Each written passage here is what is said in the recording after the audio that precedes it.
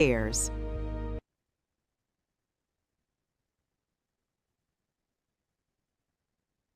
It's time for mornings with Vernon. Yeah. Yeah. Get up now. Come on now. Get up. For mornings with Vernon. Get up now. Let's go. Get up now. Turn it up now. 1, 2, 3. Let's get it out. Start your day with Mornings with Vernon on WBQP, Monday through Friday from 6:30 to 9 a.m. Watch on Channel 12 and listen on WBQP Radio on your phone, Alexa, or CarPlay. WBQP is your information station. It's Tuesday. Get in the swing of things with Morning with Vernon. It's time for mornings with Vernon. Yeah. Yeah. Get up now. Come on now. Get up. For mornings with Vernon. Get up now. Let's go. Get up now. Turn it up now. 1, 2, 3. Let's get it out. It's time for mornings with Vernon. Yeah. Yeah. Get up now. Come on now. Get up. For mornings with Vernon. Get up now. Let's go. Get up now. Turn it up now. 1, 2, 3. Let's get it out. Start your day with Mornings with Vernon on WBQP, Monday through Friday from 6:30 to 9 a.m. Watch on Channel 12 and listen on WBQP Radio on your phone, Alexa, or CarPlay. WBQP is your information station. It's Tuesday. Get in the swing of things with Morning with Vernon. It's time for mornings with Vernon. Yeah. Yeah. Get up now. Come on now. Get up. For mornings with Vernon. Get up now. Let's go. Get up now. Turn it up now. 1, 2, 3. Let's get it out. All right, everybody. Good morning. Morning, Vernon. Got your coffee, y'all? Get your coffee. Alan, Lois, y'all got your coffee? I used to sip it like I was in the country. You used to sip it like this. Good coffee, good coffee, good coffee. Good morning, everybody. You know, it is the last day of the month. The last day of the month, y'all. The last day of June. Wow. July is tomorrow, y'all. We got the 4th of July coming up on this weekend. I guess they're going to celebrate if you work for the government in official offices and official vacations and stuff like that. I'm assuming that Friday is a holiday. That means I don't get no mail. I don't care where I get in mail or not. As long as the females come, I'm good, okay? But anyway, but y'all, how do you plan to celebrate your 4th of July weekend? Be careful with those fireworks. Parts of the country mighty dry out there. You set the world on fire. And some parts of the country is mighty wet out there. Okay? And then other parts of the country is mighty hot out there. We're going to go through a little heat dome ourselves during this week. Okay? So I sympathize. And you take the time to look out for your neighbors and your grandpa and everybody. And particularly if they don't have any air conditioning, go to Walmart and buy them a little air conditioner or a fan or something so people can survive this heat. You know, this ain't the heat that we had back in my day, okay? No, sir, not at all. We used to work out in the field all day long, okay? And no problem. All right, y'all, let me do something. I had started, since it's going to be the end of the month, and I said I'm going to start July off right. And you know what I'm going to start off with? I'm going to start off with a prayer, y'all. I'm going to start off with a prayer. The first thing in the morning. I think nothing changes that. Nothing would hurt to have a prayer. And I talked to Dr. J.O. Gaston and let him pray for us first thing this morning. Dr. Gaston, will you go ahead and start us off with a prayer, man? Will you do that?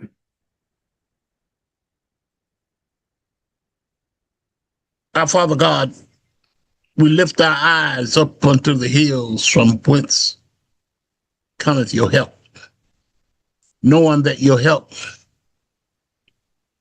cometh from above.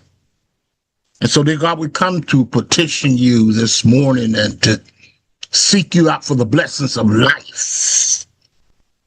Not only for this morning, but for this afternoon and for the last watch of the day. We seek you out for the blessings of life. Now, Lord, ordain your blessings upon us, upon this waiting congregation, under the sound of my weak voice. We pray in the belovedness of Jesus the Christ, our Lord, our Savior, our God. Amen. Amen. Amen, y'all. We're going to go ahead and just start the day off, start the program off with a prayer this morning. All right. How about let's go over and see what Cheryl say what's going on in the weather this morning. Cheryl, I just want to get you the weather for today. She got the weather for the week, but I want to just go ahead and for her to do the weather of the day. All right, Cheryl, go ahead with your weather. Tuesday brings a 60% chance of thunderstorms. Expect another hot day with a high near 93 degrees and a low around 77. All right, thank you, Sugar. That's what the day is going to. That's what the day is going to feel like today, y'all. I tell you. Also, what about your lottery tickets? Did you want to check on your lottery ticket this morning before we get started?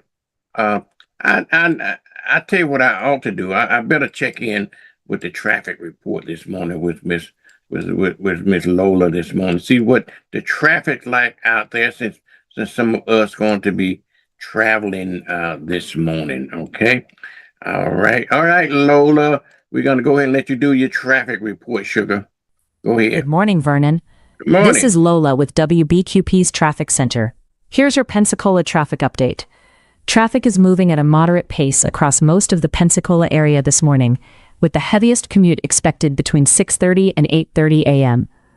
On Interstate 10, expect heavier traffic near the Highway 29 interchange, Pine Forest Road, 9 Mile Road, and the I-10 connector as commuters head into downtown Pensacola. Highway 29 and Davis Highway are both seeing increased traffic, especially near Airport Boulevard, University Parkway, hospitals, shopping centers, and Pensacola International Airport. Traffic along 9 Mile Road remains steady, but drivers should anticipate occasional slowdowns near major intersections and retail areas. Downtown Pensacola is beginning to fill with commuters along Cervantes Street, Garden Street, Palafox Street, and Bayfront Parkway. The Pensacola Bay Chappie James Bridge is moving well, with only minor delays during the busiest part of the morning commute. Today's weather calls for warm, humid conditions, with a chance of scattered afternoon thunderstorms. If rain develops, expect slick roads and reduced visibility, so slow down and allow extra following distance. Finally, remember to buckle up, stay off your phone, and give yourself a few extra minutes to reach your destination safely. For WBQP TV 12 and WBQP Radio, I'm Lola with WBQP's Traffic Center. Drive safe, arrive alive. Back to you, Vernon. Thank you, Lola. We appreciate y'all. Let's go and look at the lottery tickets and see what's going on in the lottery quick this morning before we get into our story, okay? Hey, Sugar, what about the lottery? I guess.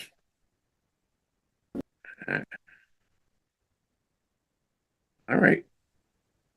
Oh, I don't want to. Vernon, it's Tuesday, Sugar. Time to play lotto to check last night's tickets. We got a win, baby. Love you.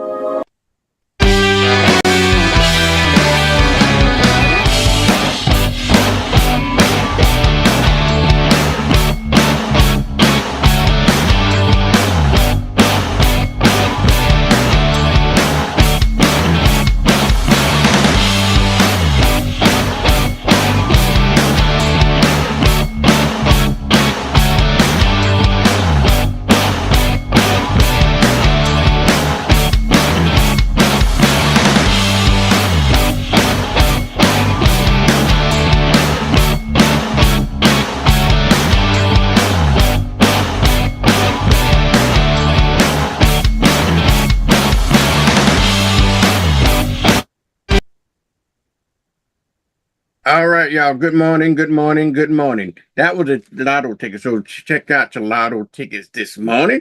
Let's get over what we're going to be talking about this morning, y'all. You know, we got a great show lined up for you this morning at about 7:30, y'all. We're going to be bringing in the jobs this morning with Mrs. Shakita Payne.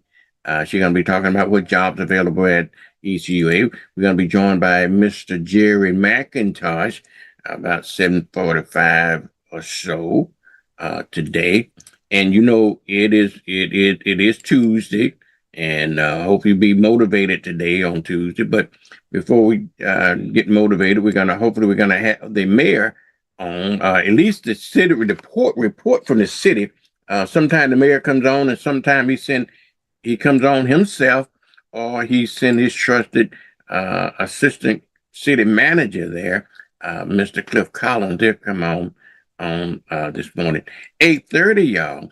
We got a real special guest this morning, and this is going to be a very important topic that we're going to be talking about this morning. It's talking about funeral needs, pre-need planning. You know, we all need to go ahead and prepare for that, and it's great information that you're going to probably want to hear about, and that is going to be a special guest, Mr. David Hawkins and Mr. Jeremy Akins. We're going to be on this morning, okay? And so we're going to be talking about that. But in the meantime, y'all, we're going to go ahead and do our first commercial break. But when we come back, from the commercial break, we're going to definitely give you some news that you can use on a Tuesday morning. So y'all stay tuned until everybody that Morning with Vernon is on. It's time for Mornings with Vernon. Yeah. Yeah. Get up now. Come on now. Get up. For Mornings with Vernon. Get up now. Let's go. Get up now. Turn it up now. 1, 2, 3. Let's get it now. Navigating heart care can be challenging. Baptist makes it better with the latest treatments and innovations and the area's largest, most experienced heart team ready to create a care plan just for you. All when you need us most. Let Baptist make it better. Baptist Healthcare. I remember these. Will I have the money to send my kid to college? That's specific. How long has that been there? 7-letter word for a bank that helps you reach your goals. Synovus. Order for Synovus? Thank you. Are you Synovus? Yes. Are you gonna ask or should I? A solid financial future doesn't happen by chance. Let's talk about your potential today. For 75 years, Baptist has brought innovative care to our community. Through our Andrews Institute, we continue the legacy by providing advanced total joint care, restoring mobility, strength, and quality of life. Baptist Healthcare, here for you then, now, and always. Why wait? With Penn Air's fast approvals and low rates, getting a car loan is easier than ever. Penn Air Credit Union. Join us. Choosing the right school is one of the most important decisions you'll make for your child. At Jacqueline Harris Preparatory Academy, we provide a safe, supporting environment where students grow academically and personally. With strong core instruction and unique programs, students gain confidence, creativity, and real-world skills. At JHPA, we live by our motto, enter to learn, depart to serve. Enroll today and prepare your child to soar. Hello, I'm Dr. Isaac Williams, and I'm running for School Board District 3. Our community is asking for change, and I agree. District 3 deserves change. District 3 deserves a representative who will listen, communicate, and stay connected to the community. Our students need every opportunity to succeed. Our teachers need support, and our community and parents need a voice. I've spent my time as a servant leader in the Marine Corps, as a pastor, as a community activist, and I'm prepared now to serve District 3 on day one. And I will be honored to earn your support and your vote on August 18th. God bless you. God keep you.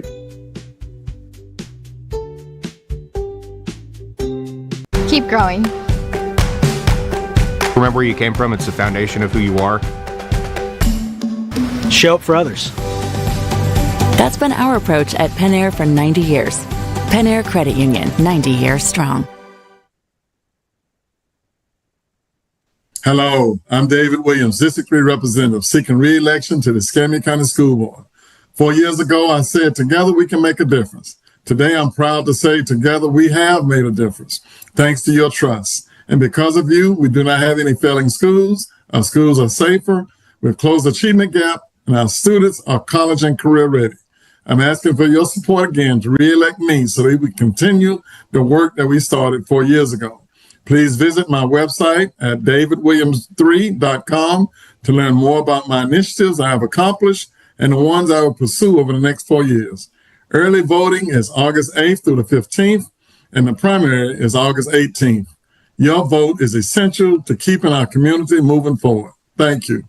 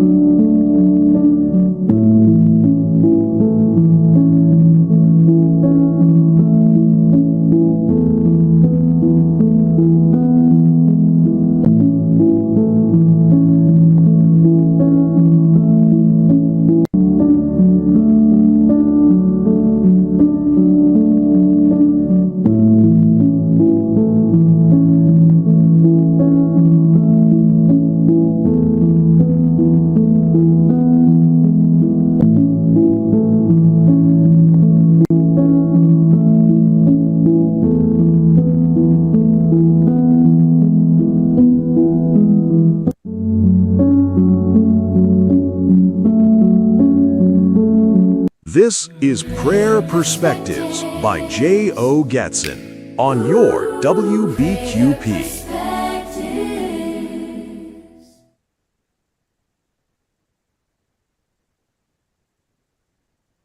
Hi, this is J.O. Gatson of Emmaus Baptist Church, Pensacola, Florida, and we come to you on this beautiful Tuesday that the Lord has given us. As a matter of fact, It's our Testimony Tuesday. And we've come to bless his name in sacred words of prayer. Let us pray. Father God, we come that we may testify on this Testimony Tuesday of your goodness in spite of our difficulties, our situations, our circumstances, in spite of what's ahead of us, as Mama would say. We've come to testify of your goodness and to say thank you. And so, Lord, this is our premise this morning.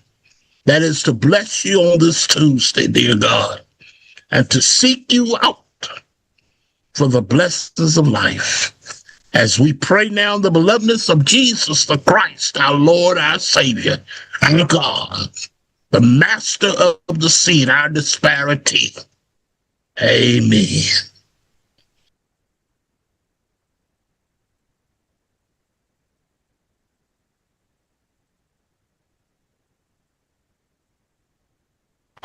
WBQP salutes the spirit of America, celebrating 250 years of freedom.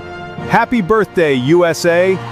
WBQP goals are to inform, to inspire, to educate, and to entertain. The station that cares. The voice of the Black community. Your information station. Station that cares. WBQP TV and radio. The station that cares.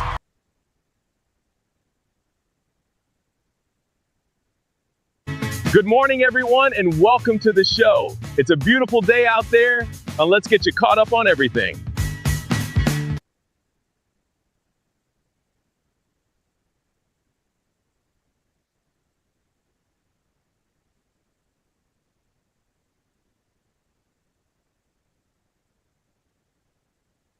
Today brings a 60% chance of thunderstorms. Expect another hot day with a high near 93 degrees and a low around 77.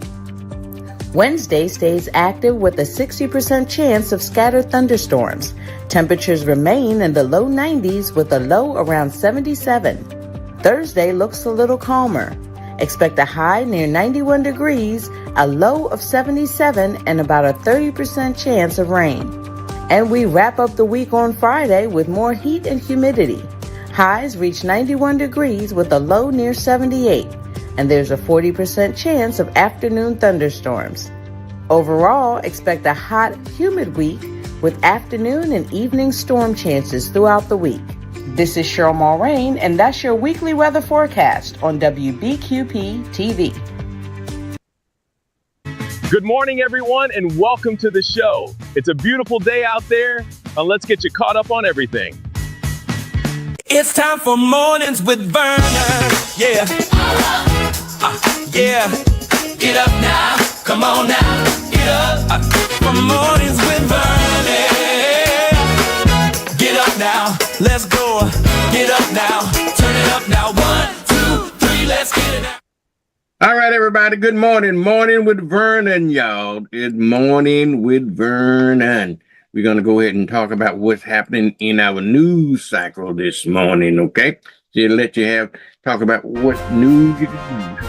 Can you believe it's Tuesday already, Vernon? Not only that, Vernon has news you can use, so listen up.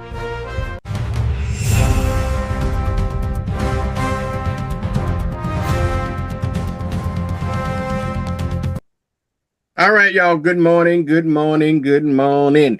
We're going to start our news story off this morning, y'all. Local, we have to go to some of the local news and some of the regional news, state news, and national news. But we're going to start off with a local story this morning. The sheriff, Chip Simmons, y'all, Sheriff Chip Simmons, I guess he's on his job. They have been going around and getting these what crack houses. I don't know, drug houses he called them, but you know what he's doing differently? Y'all see the sign in the yard there?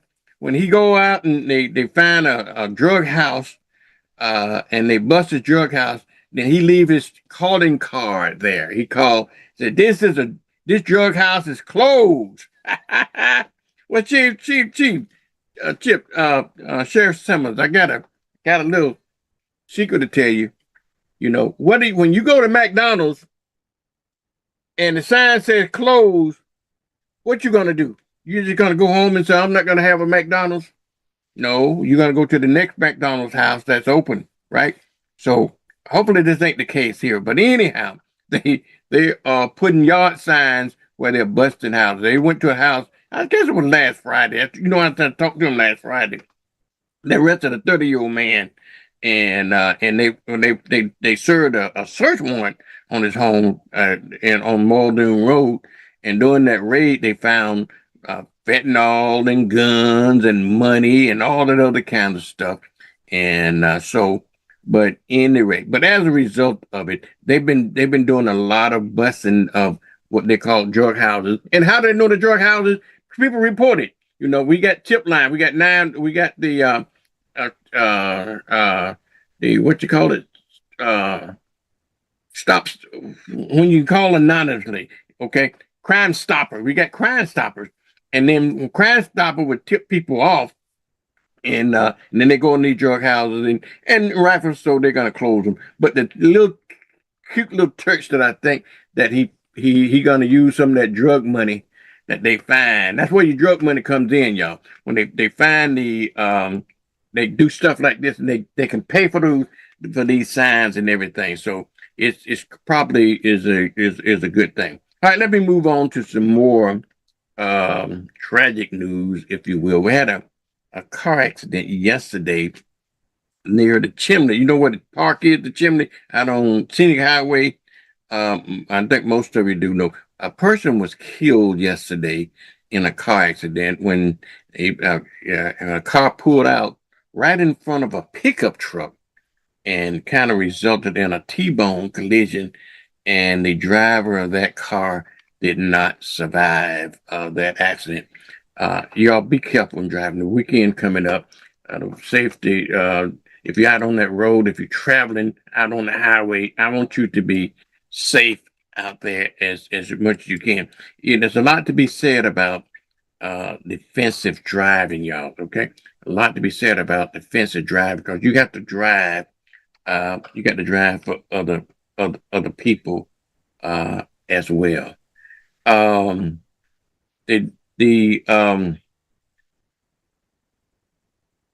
Escambia County deputies, y'all, are looking for a man. He's been going around stealing air conditioning from vulnerable places like nursing homes and so forth, okay? And so I had a picture of him. I got to find here just a second. I want to get his pictures. I'm gonna put his picture up there so you can see him. And but they busted him. This guy here, he did get busted, okay, as a result of stealing air conditioning. We're gonna need these air conditioning, particularly from the vulnerable and the elderly that gonna depend on this air conditioning, because we got triple digit heat, or this phenomenon they call what it feel like. It's actually not 115 degrees. It's probably only like 90 degrees, but they say it feel like 115 degrees. So I don't know when that phenomenon came in. But anyway, this 48-year-old man is wanted for stealing 2 air conditioning from a daycare over on Mobile Highway. And so they have not found him, I don't think. Maybe they have found him. I'm not sure. But anyway, not only that, he also wanted for scrapping $30,000 worth of handrails that were stolen from businesses on the street there. But his name, if you Crime Stoppers, is the tip that you're gonna have to call. Crime Stoppers, or either call the sheriff office directly, 850-436-9620. So apparently from this report, he has not been apprehended yet. That's what it looked like. If you see him, call Crime Stoppers. If you don't want to get involved, call Crime Stoppers. There's a reward in it for you, leading to the arrest and conviction of this man if you use Crime Stoppers. If you don't care whether you're involved or not, just call the sheriff office directly, because they need to get him off the street, because he's been charged with burglary and grand theft and trafficking drugs and stolen property and fraud and trespassing intent to commit larceny and damage to property. They got him for everything in the book, y'all. They got him for everything in the book. So if you see him, go ahead, feel free to go ahead and report the old boy, and maybe it'll pay off for you. All right, let's go to a different story this morning. It's teen angels. You don't want to call them an angel. I guess we wouldn't want to call him a devil, would we? But anyhow, a teen angel, he played concert at the Gulf Breeze assisted living facilities to honor grandfathers. Okay, this young man here, that's what he's doing on his summer vacation, y'all. He's spending time at nursing homes and different places playing the piano for the audience, for the audience in nursing homes and places like that. That's a good thing. That's a good way for him, I think, to spend his summer. Good for you. Good for you. Good to report something new. Okay. All right. Let's talk about the World Cup, y'all. You know that's going on in America today, and we got a lot of people coming in from different countries and so forth. They just enjoying the America way of life. But if you're into this World Cup soccer, and I don't know, but they got a lot of teams playing across the country. But one of the good things about it helping our economy, y'all.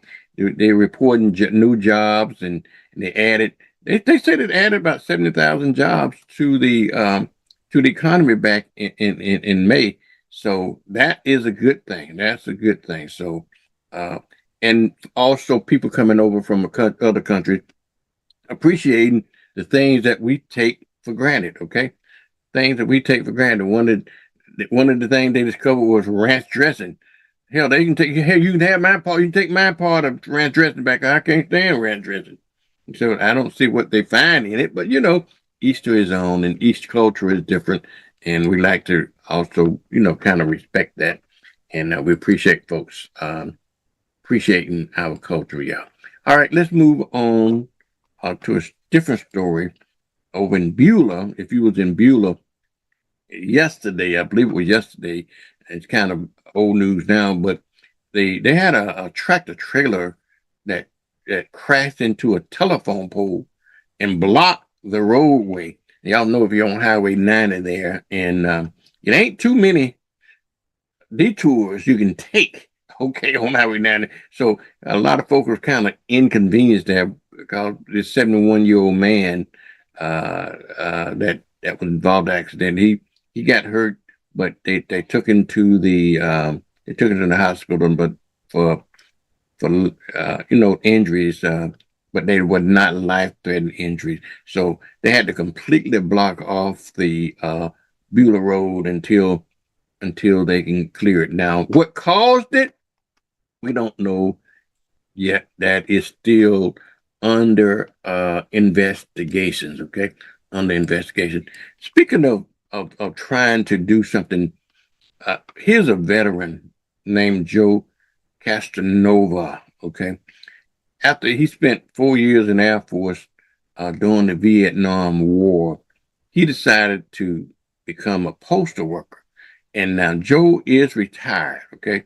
But that wasn't the end of the things that he wanted. He's a veteran, so he began in his true calling with the USO. Y'all remember the USO, the United Service Organization? And so for him, he's 81 years old, and he's been volunteering since he been out, and so he helped start this organization here in Northwest Florida, and but anyway, that's a good feel good story of somebody trying to make a difference. This is a military town. We want to appreciate the things that we do here in the military, and so you hadn't heard much about the USO lately, but it is a great organization for this military town. So it's good to know that some people trying to make a difference here in our world. All right, let's go on to another story here, which is not trying to make a difference. This 36-year-old man, friend, I think he's from Louisiana, but he was arrested yesterday for the shooting at Budget Inn. We had Officer Mike Woods on yesterday, and he was talking about they had responded to a call at the Budget Inn on Mobile Highway on Cervantes.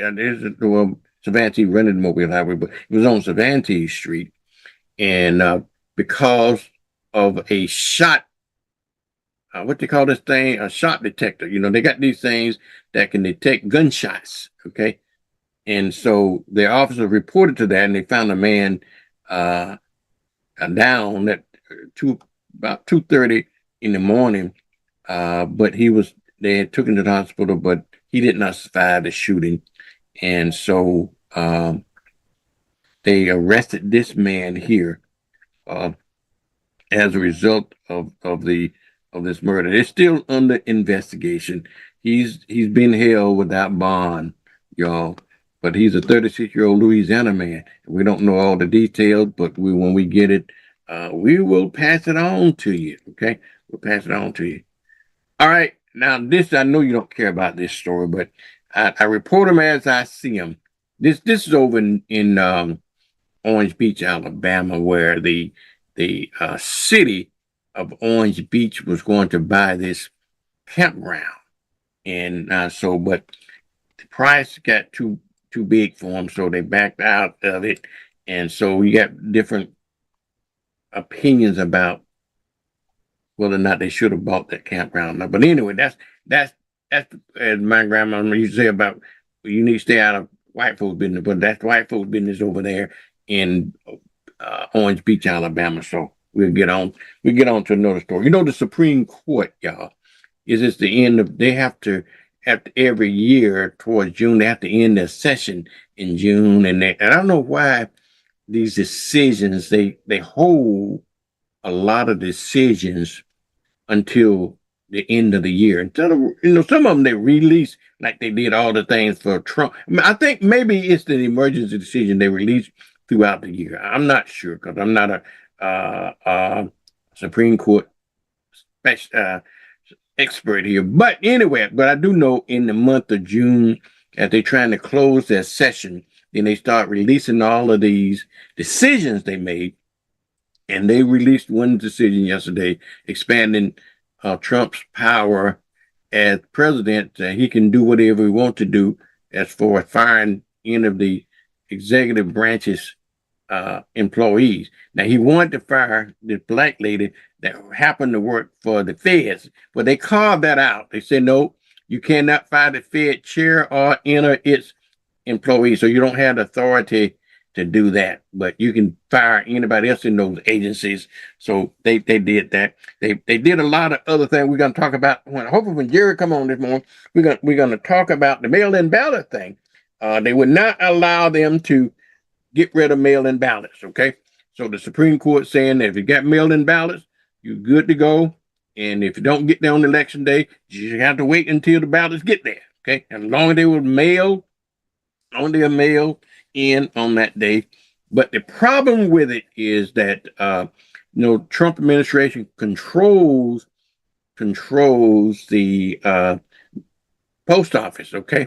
And so he threatened to have the post office not deliver your mail-in ballots. But I was talking to Derek Scott now on Sunday, and he's a part of the Democratic Party. He said, don't worry about it.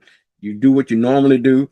We'll let it all come out in the wash. Apparently, from yesterday's decision from the Supreme Court, they're saying that we don't care when it was mailed.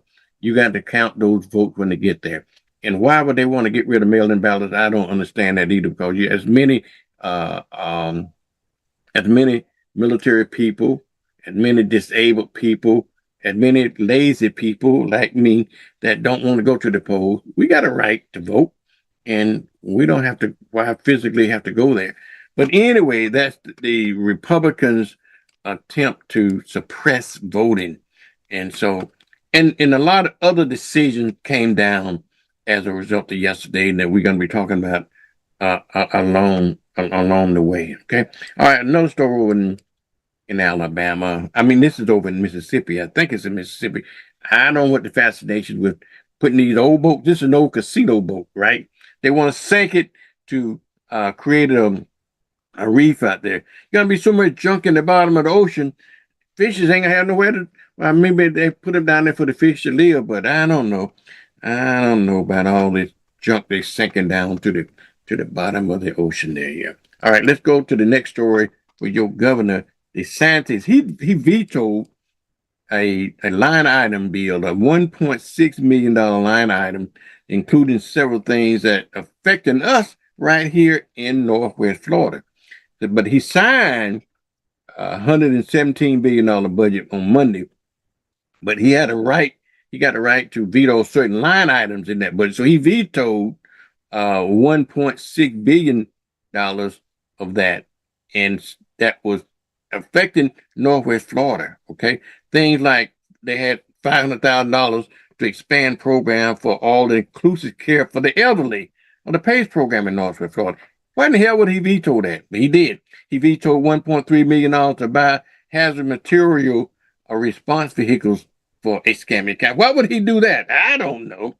Then he vetoed a $750,000 for the city of Fort Walton Beach Highway 98 around the mound project and so forth.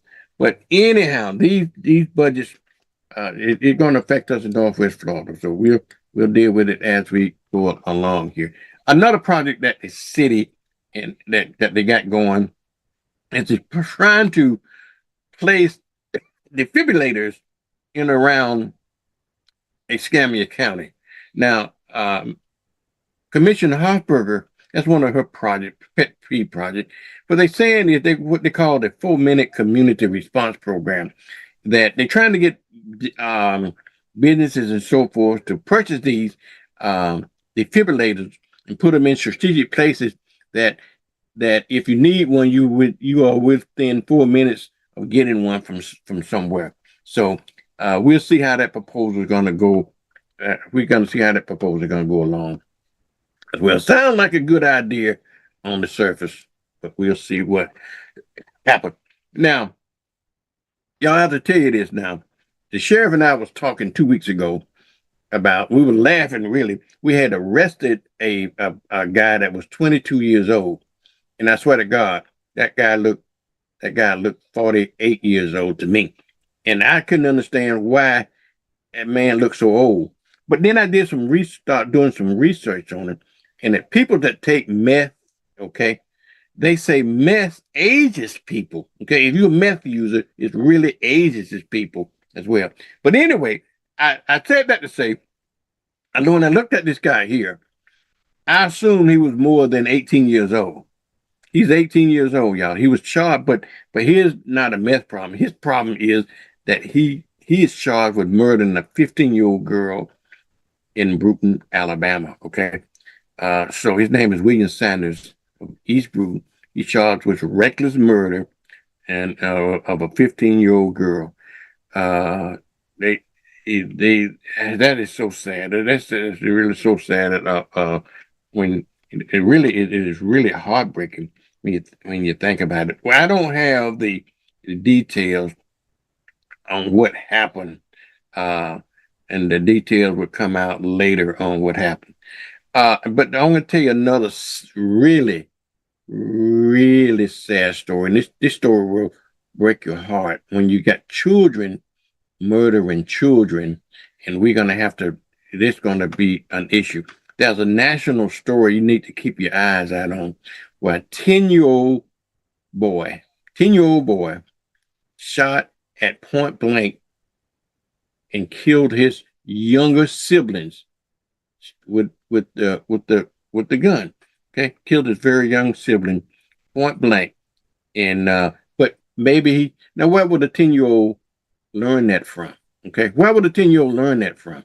So, but I want you to keep your eyes on that story, because that is something that is tragic, and it's something that the parents need to go to jail for. Number one, if you're going to have guns in your house, they need to be secure, need to be locked up, and so forth. And with video games, I think is another contributor to when we let these kids play these shoot 'em up video games. I just don't understand. Let's move on to something that my son would appreciate because he's a car man. He loves himself some cars. Okay, he just really loves himself some cars. They got a they got um, a contest, if you will, to see which cop car looked the best. So the Florida Highway Patrol got some neat little cars. They got some Scat Cats and they got these Mustangs. See the cute little Mustang, and so they entered their cruiser into a contest, and so they're seeking that they've been winning so far. So they're gonna put their little Mustang, I guess, back into the 2026 American Association of State Troopers Best Looking Car Cruiser competition. Lord have mercy. Lord, I guess the cops have to have a little fun too. But anyway, these are some nice looking cars though, and don't think you can outrun them either because they're some fast cars. But Apparently, the Florida Highway Patrol have been winning for the last 3 years for the best looking cop car, and now this is the 4th year. And they're expecting to win again. So we'll see how that story turns out. But I have to give you credit because I do think they got some nice looking cop cars, y'all. If you into cars, okay, just kind of break this crazy story up for the new. The weekend is coming up, y'all. The 4th of July weekend, and there are going to be a lot of fireworks going on in and around town and a lot of activities. Definitely want you to be safe. Y'all do know it's illegal to have certain types of fireworks. The one in the city of Pensacola, the one that explodes and the one that takes off. But you can have some that don't do that, but maybe like a firecracker or something like that. But you can't have these one that goes up in the air. But we will have our annual fireworks show downtown. It's starting at 9 o'clock, but the actual festivities going to start much earlier. So you need to get downtown early on Saturday, and so you can put your place into the get your seat so you can go and have a good seat in the house and be safe over this weekend, okay? If you will. Ready? Let's go on to another story. This is a 39-year-old woman that is reported. It's going a little bit more on national news, but and I'm saying it's national, but it is really happened over in Gulf Shores, Alabama. But the woman was from Oklahoma. She died as a result of falling from a moving vehicle last Thursday in Gulf Shores. The circumstances around it, they found her name was Jacqueline Chaplin. She's from Oklahoma, and they're trying to determine what happened. Officer said that somehow she was a passenger and she fell from the vehicle. So it is an investigation on actually what happened and why she fell from the vehicle. We don't know. I don't know whether it was an open car like a dune buggy or whether it was a pickup truck. But the problem is that she died from the injuries she sustained in that incident. Okay. So again, safety is the word, y'all. Safety is the word. Okay. All right. Two stories I want to share about that. I'm putting this eagle up there. I got two things I want to say about it. Number one is that it symbolizes the United States of America. Okay, that's our national bird is the eagle. And I'm saying that to say that because this weekend in Florida, they're gonna let you go into all the state parks this weekend, for the holidays, for free. You don't have to pay. You don't have to pay to get into the parks for the state park. And I imagine the national parks may be the same way. I don't have conclusive evidence of that. So they usually on holidays, they usually let certain folks, this is America's birthday, so you may not have to pay go into the parks this year. We'll see. Now, the other reason I put this bird on here is only because it's our national birthday symbol, and because they're gonna let folks into the park free.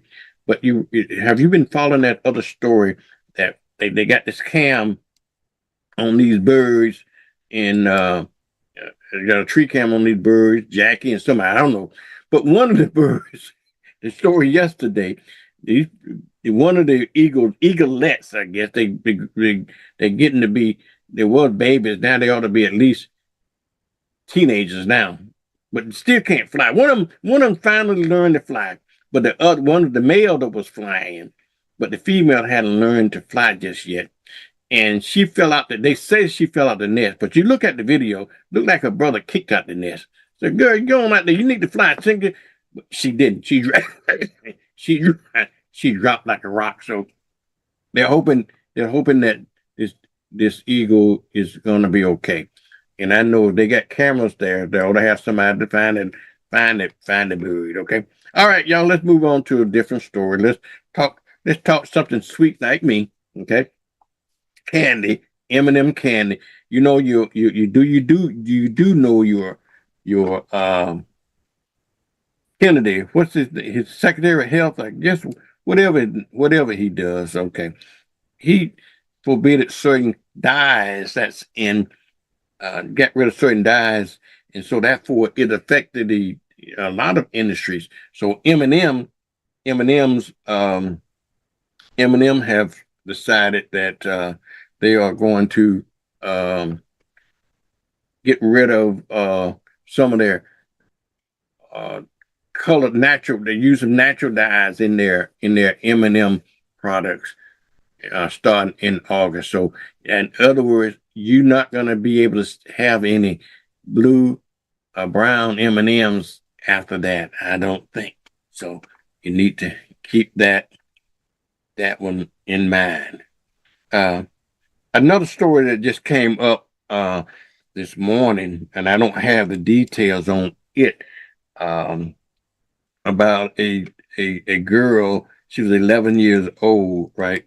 A girl was 11 years old, shot. I think she was in South Florida at a McDonald's. I believe it was a McDonald's. I'm not absolutely sure what is the McDonald's, but I think it is a McDonald's. But anyway, the story. Let me see if I can find, because it just popped up here. But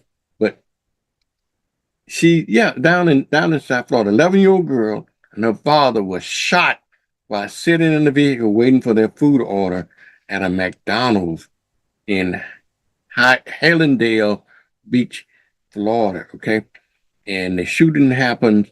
I don't know. It must have been either late yesterday afternoon, but anyway, police said the girl and her father was just innocent bystanders when an altercation between multiple people escalated in the exchange of gunfire, and both were struck while sitting in their vehicle waiting for their order. They were taken to the hospital. Apparently, hopefully, they're in pretty stable condition. So the report saying that the father had been released, but the girl, the 11-year-old girl, is still in the hospital. So and they also learned there were two other kids in the car too, ages 2 and 5, that was in that vehicle.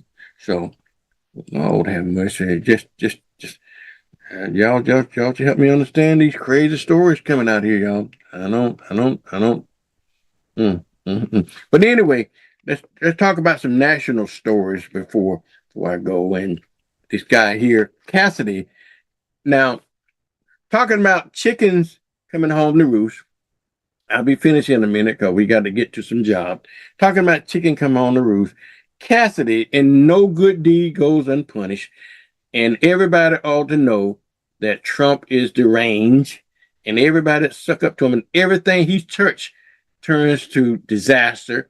Everybody in his orbit ends up on the bad side. I want you to think about that. Does anybody that's involved with Trump, anything ever good happen to him, they always end up a lot worse off than they was before. And then he always throw them under the bus as he used them. And well, this guy here voted with Trump a lot. And then he did something that Trump didn't like.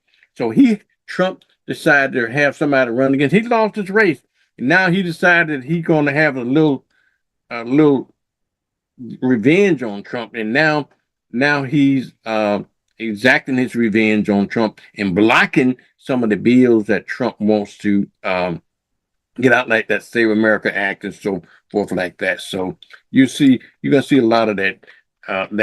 And that's maybe that's God's way. Maybe that was God's way of getting back. Okay, maybe that's it. Okay, because you got 4 of those senators he had to lose their primaries, but Trump forgot they still got 5 or 6 months in office. So that now they're trying to exact revenge on him. Okay, now yesterday, day before yesterday, I believe the Supreme Court sent down a ruling that you can deport all of these Haitians and everything else. So this guy here, Mark Wayne Mullins, I guess he intended to do that. He said yesterday that their deportation numbers for 2026 already surpassed all of the numbers that they had in 2025, and looked like in 2026, and then we got 2 more years to go, 2027, 2028. So we probably won't have any immigrants in this country by the time Trump get out of office. Okay, probably won't have any at all. This guy here, let me move on so I can go on. This guy here is a Canadian, you guys, and he traveled to the U.S. They busted him. I don't know what he looked like. He got the short end of the stick here, but anyway, he traveled to the U.S. to kill a woman that he met online. Okay, it's so, gosh, y'all help me. Woo. Now this is a story I was telling you about a 10-year-old was charged with, and I said his youngest sibling. The story here is that this 10-year-old is charged with murdering his 7-month-old baby sister. Okay, shot her in the head with a gun. So I don't have all the details on that story, but it's definitely stunning, absolutely stunning. All right, the last story here is that the Murdoch man, the Murdoch lawyer, you know, they found some problems with his testimony, so they had to retry, and they say they are retrying him again.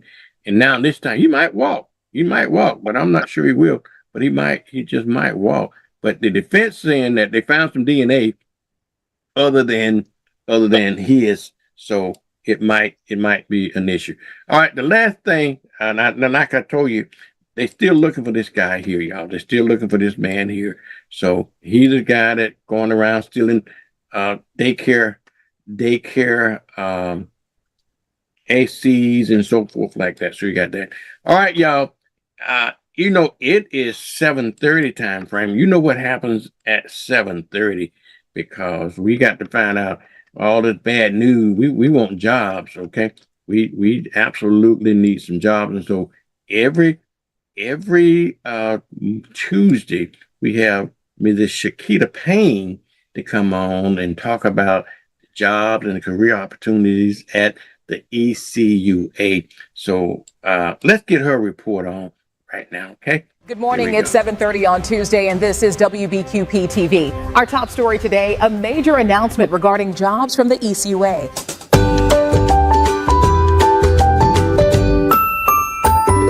And welcome to Job Opportunities with Chiquita Payne. Join us every Tuesday morning at 7:30 for the latest openings, only on WBQP TV. Hi, I am Chiquita Payne, and here are the job openings for today for ECUA.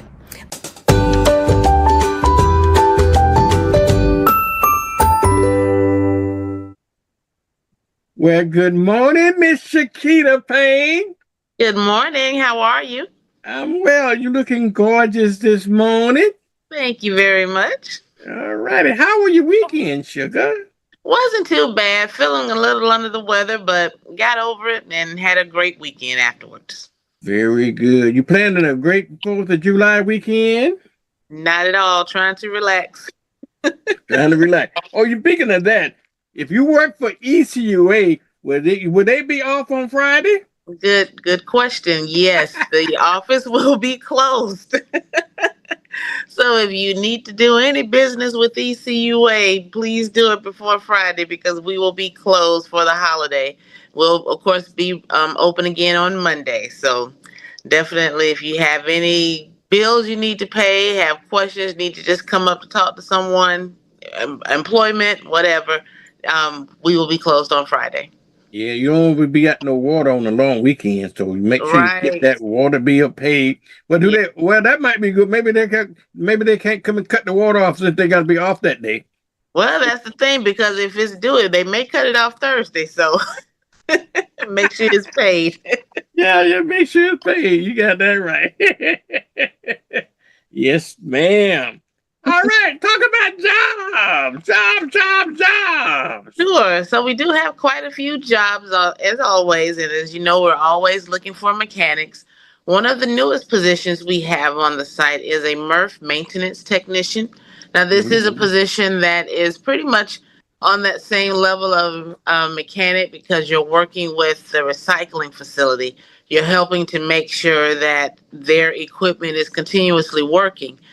So this is an entry-level position. Excuse me. It does start at $16.06, but you do have that opportunity to advance in your career. This position can help you move from the MRF maintenance tech to a mechanical craft worker, which is entry level for the industrial plant mechanic. So pretty much all of those positions, you are working with the larger equipment. You're helping to repair the larger equipment, the more industrialized type equipment that we're using. So take a look at that. If it's something that you're interested in, again, it is at our recycling facility. Just go to our website, www.ecua.fl.gov. Click on careers, then current opportunities. You'll see this position as well as the mechanical craft worker position that we have. You'll see our fleet mechanic, our lift station mechanic, and a few others as well. Okay. All righty. I see we joined this morning with Edric. Good morning. How you doing this morning? Doing very well, thank you. And how about you? I'm doing good. Welcome to WBQP and ECUA Tuesday morning job program, if you will, for lack of a better term. Yeah. Yes, ma'am. Yes, sir. All righty. But anyway, go ahead, Shakita, continue. I saw Edric coming in. He was shy last week. He didn't come on, but now we get a chance to see who he is. And he's going to be assisting you with the job stuff, huh, Shakita? Yes. He's my coworker. We're both in recruiting. So when you see us out and about, whether it's at the job fairs, at school events, community events, we're tag teaming. We're working together on trying to make sure that people know about our jobs and come ask us questions and definitely apply for the positions. All right, Edric McKnight, tell folks a little bit about who you are so we can get you introduced to the community here, okay? Oh, well, let's see. Like I said, found out last time I was on that I am new to the area. I have hopped all over the country with different positions and, was kind of, looking forward to an opportunity just to kind of stay local, not travel all the time. And so ECUA is, kind of been the perfect opportunity. I kind of, bounce back and forth between here and Ocala because my wife is still in Ocala and I'm here working. But for me, I've kind of been in the HR recruiting industry for about 20 years or so and kind of fell into it in college and stuck with it. I kind of loved it. That's kind of me in a nutshell. All right. Well, welcome to Pensacola, my man. Thank you. All righty now. Okay. Now, Shakita, that job you talked about, the very first job you talked about, that's paying $16 an hour. So Yes. is that a trainee job? In a sense, yes.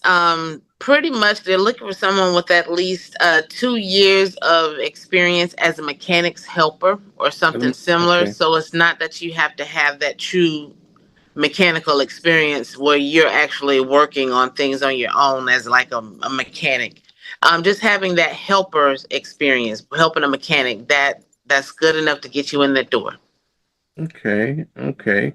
And wow. That's a new position that y'all opened this week that we didn't have on it last week, right? That's correct. Yes. Okay. All right. Now these other ones are still you still got a whole bunch of them that's unfilled, right? Right. Yes. Definitely. As I always say, we're always looking for mechanics. So we definitely need fleet mechanics.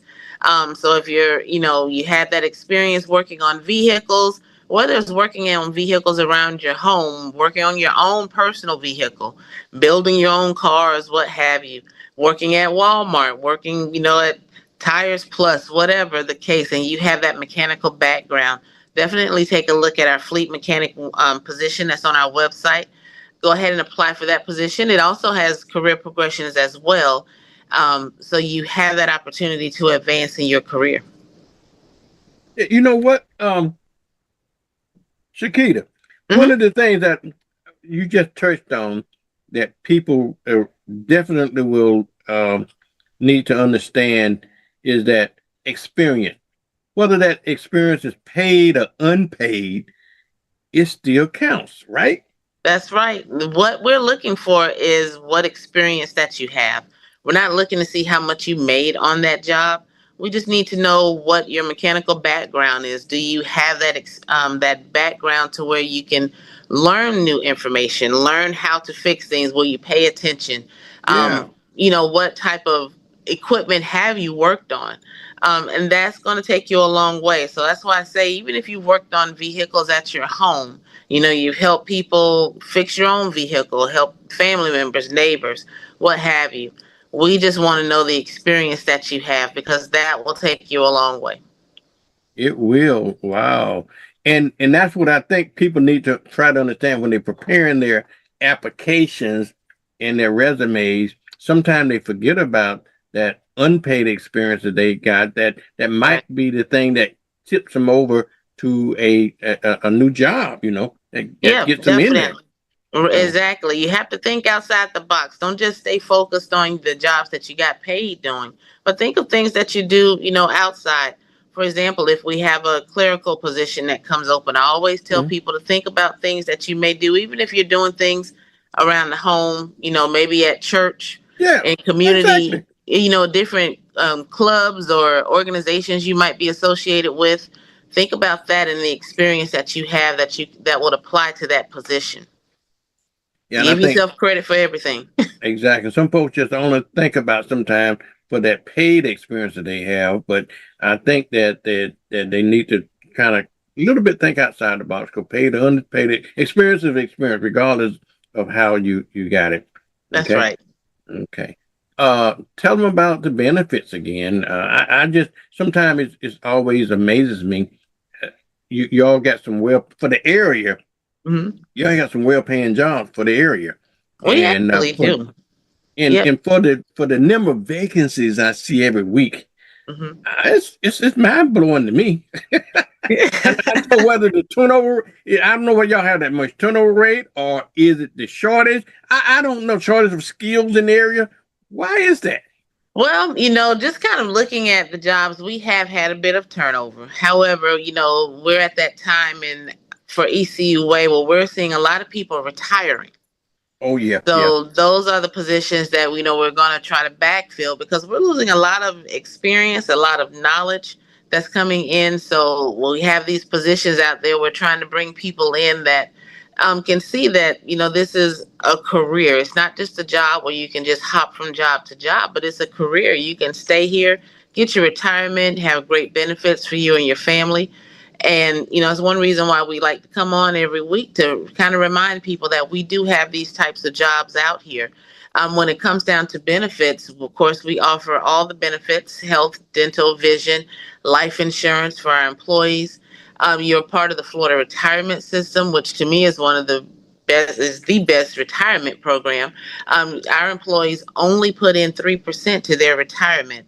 ECUA makes a contribution as well. And I always say a contribution because we never do a match 3% for 3%. We usually put in just a little bit more than that. So sometimes it may be double, maybe 6%, depending on what, our financial status is for that year, is what we are told that we have to put in. So you can't beat that coming in with a pension plan. A lot of folks have the 401ks and, we have the investment plan as well, but having that pension plan, that's kind of going away. So being able to have that opportunity to be a part of that and just watch your retirement grow every pay period, that's a great investment for you. It really is. It really is. Wow. All right. Y'all have anything else y'all want to share this morning? And the new job, other than the new one you had, that's the only one that been added? That's the only one that we have for this week. Now, of course, things can change. We can post another job. Something may come up later in the week. We may have something new next week or what have you. But in any event, always definitely take a look at our website, www.ecua.fl.gov. Click on careers, then current opportunities, and you'll see all the positions we have open right now. All right. Edric, you got anything? Ed? I think Chiquita pretty much knocked it out of the park. Okay. All righty then. All right. Well, if nothing else, I will see you guys on next Tuesday, right? Yes, sir. Yes, sir. Have a good one. All right. Thank you so much, y'all. Okay. Thank you.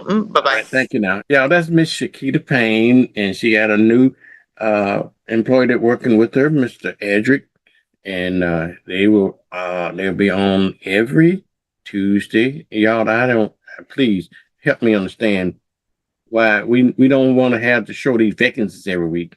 We need somebody to fill these jobs, okay? Fill these jobs, and when you fill them, you got a well-paying job. You don't have a job, you got a career, okay? You don't have a job, you have a career. You got to trust me on that.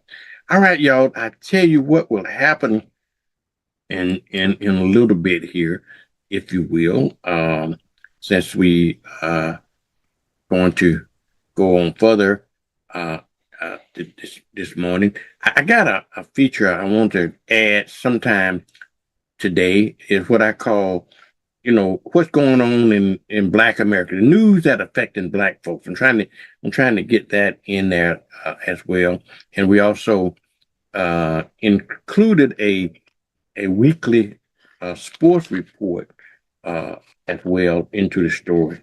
But at around 8 o'clock time frame, we're going to be joined this morning with Jerry McIntyre. Jerry is my co-host on Tuesday, and we got a lot of things we're going to be talking about this morning. And at 8, we're going to have the City of Pensacola update, either with Mayor D.C. Reeves or either with Mr. Cliff Collins that's going to be there. And 8:30, y'all don't want to miss this. We're going to have a special guest, a couple of guests this morning from Joe Morris Funeral Home, and they're going to talk about pre-need planning and pre-needs, if you will. Okay. All right. I tell you what I'm going to do. June is Black History Month, and I want to see if we can honor Black history.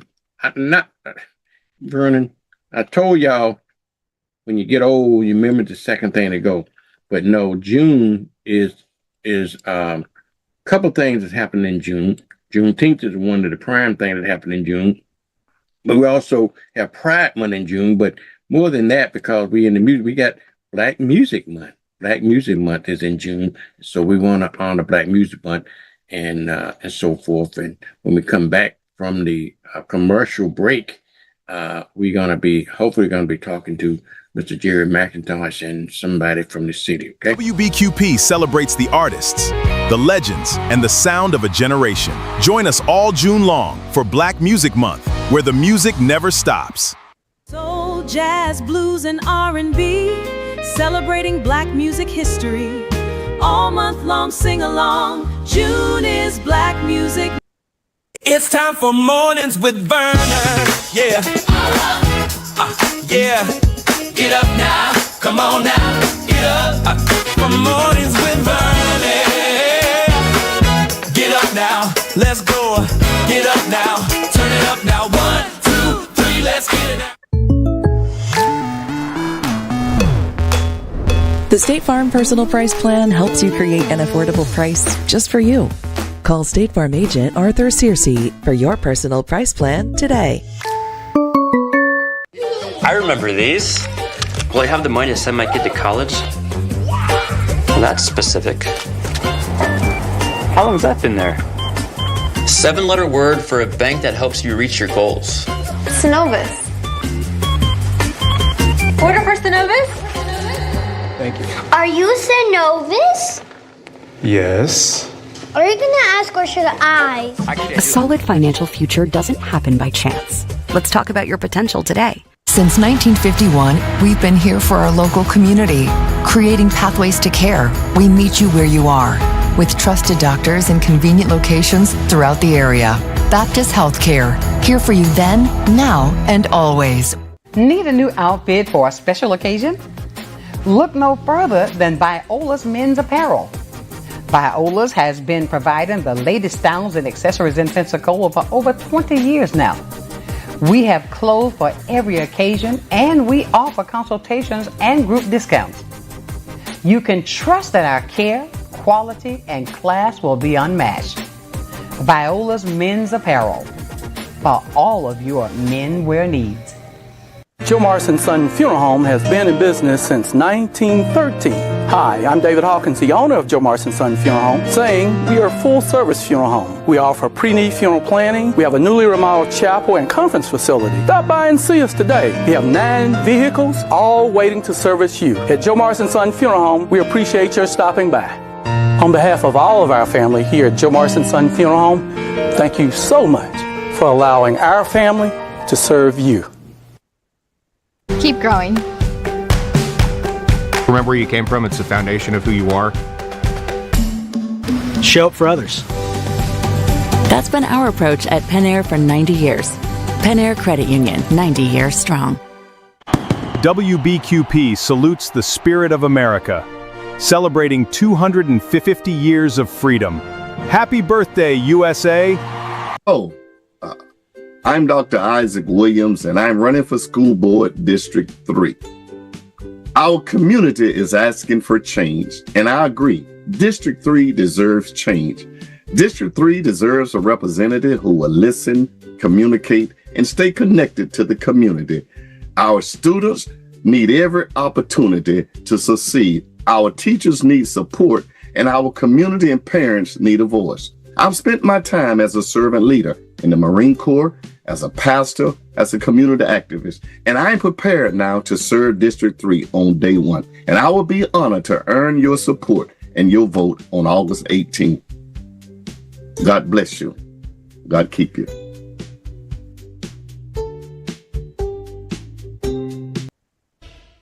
Choosing the right school is one of the most important decisions you'll make for your child. At Jacqueline Harris Preparatory Academy, we provide a safe, supporting environment where students grow academically and personally. With strong core instruction and unique programs, students gain confidence, creativity, and real-world skills. At JHPA, we live by our motto, enter to learn, depart to serve. Enroll today and prepare your child to soar.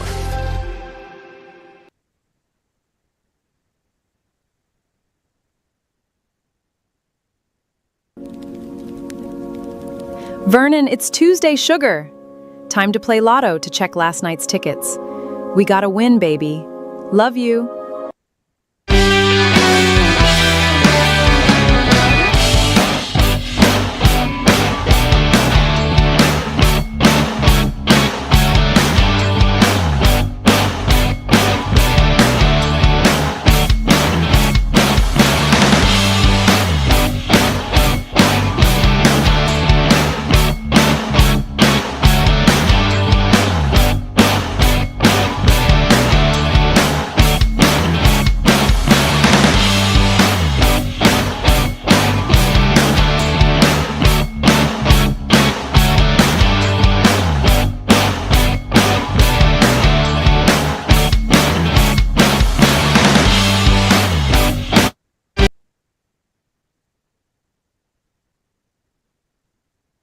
This is Prayer Perspectives by J.O. Gatson on your WBQP.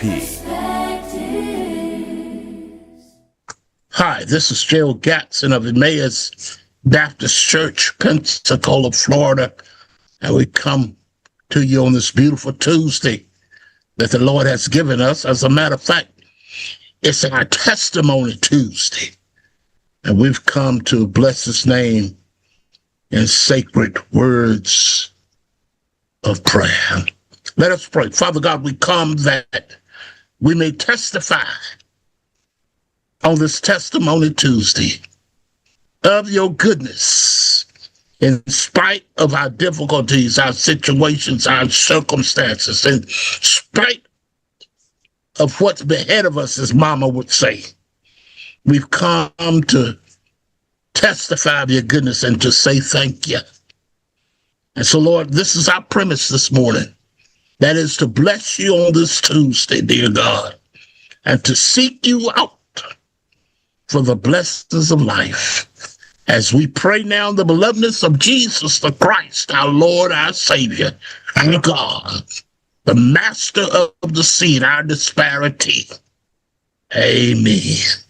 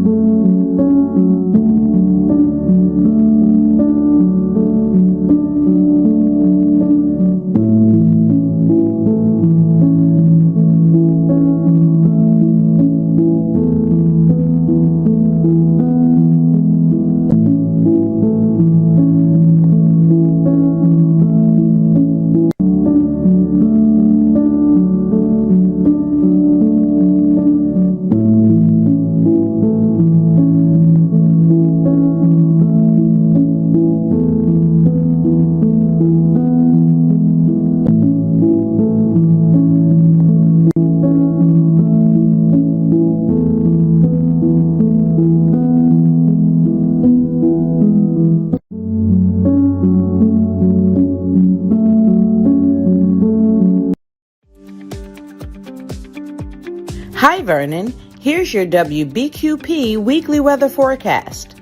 Tuesday brings a 60% chance of thunderstorms. Expect another hot day with a high near 93 degrees and a low around 77. Wednesday stays active with a 60% chance of scattered thunderstorms. Temperatures remain in the low 90s with a low around 77. Thursday looks a little calmer. Expect a high near 91 degrees, a low of 77, and about a 30% chance of rain. And we wrap up the week on Friday with more heat and humidity. Highs reach 91 degrees with a low near 78, and there's a 40% chance of afternoon thunderstorms. Overall, expect a hot, humid week with afternoon and evening storm chances throughout the week. This is Cheryl Mulrain, and that's your weekly weather forecast on WBQP TV. The voice of the Black community. Your information station. Station that cares. WBQP TV and radio. The station that cares. WBQP goals are to inform, to inspire, to educate, and to entertain. The station that cares. Good morning, everyone, and welcome to the show. It's a beautiful day out there, and let's get you caught up on everything. It's time for Mornings with Vernon. Yeah. Yeah. Get up now. Come on now. Get up. For Mornings with Vernon. Get up now. Let's go. Get up now. Turn it up now. 1, 2, 3. Let's get it out.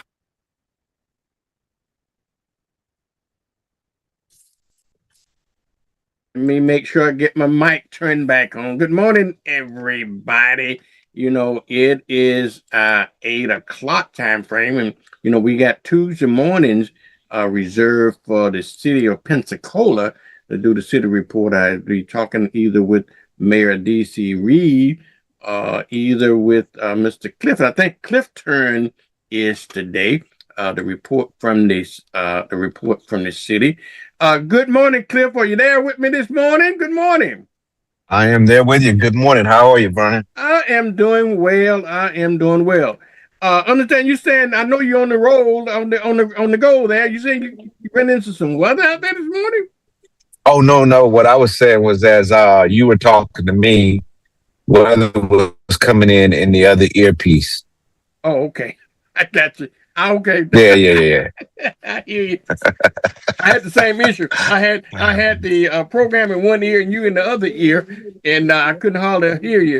It was just like you probably had it with me as well. How was your week, man? Oh, week is going well. I can't complain. It's Tuesday. It's a short week for most of us. I mean, at the state level, I think they take their day off on Thursday, so that's all right. But what? Yeah, the state on Thursday and Friday. I think too? Thursday and Friday and Monday. I think DeSantis, he was pretty generous on approving all that. Yeah, really. Oh. Yeah. And so yes, indeed. Is the city gonna follow suit? Oh no, we gonna keep working to the last day. That's the way we do it. And it's important stuff out there to make sure one, we can take care of last minute stuff for the people.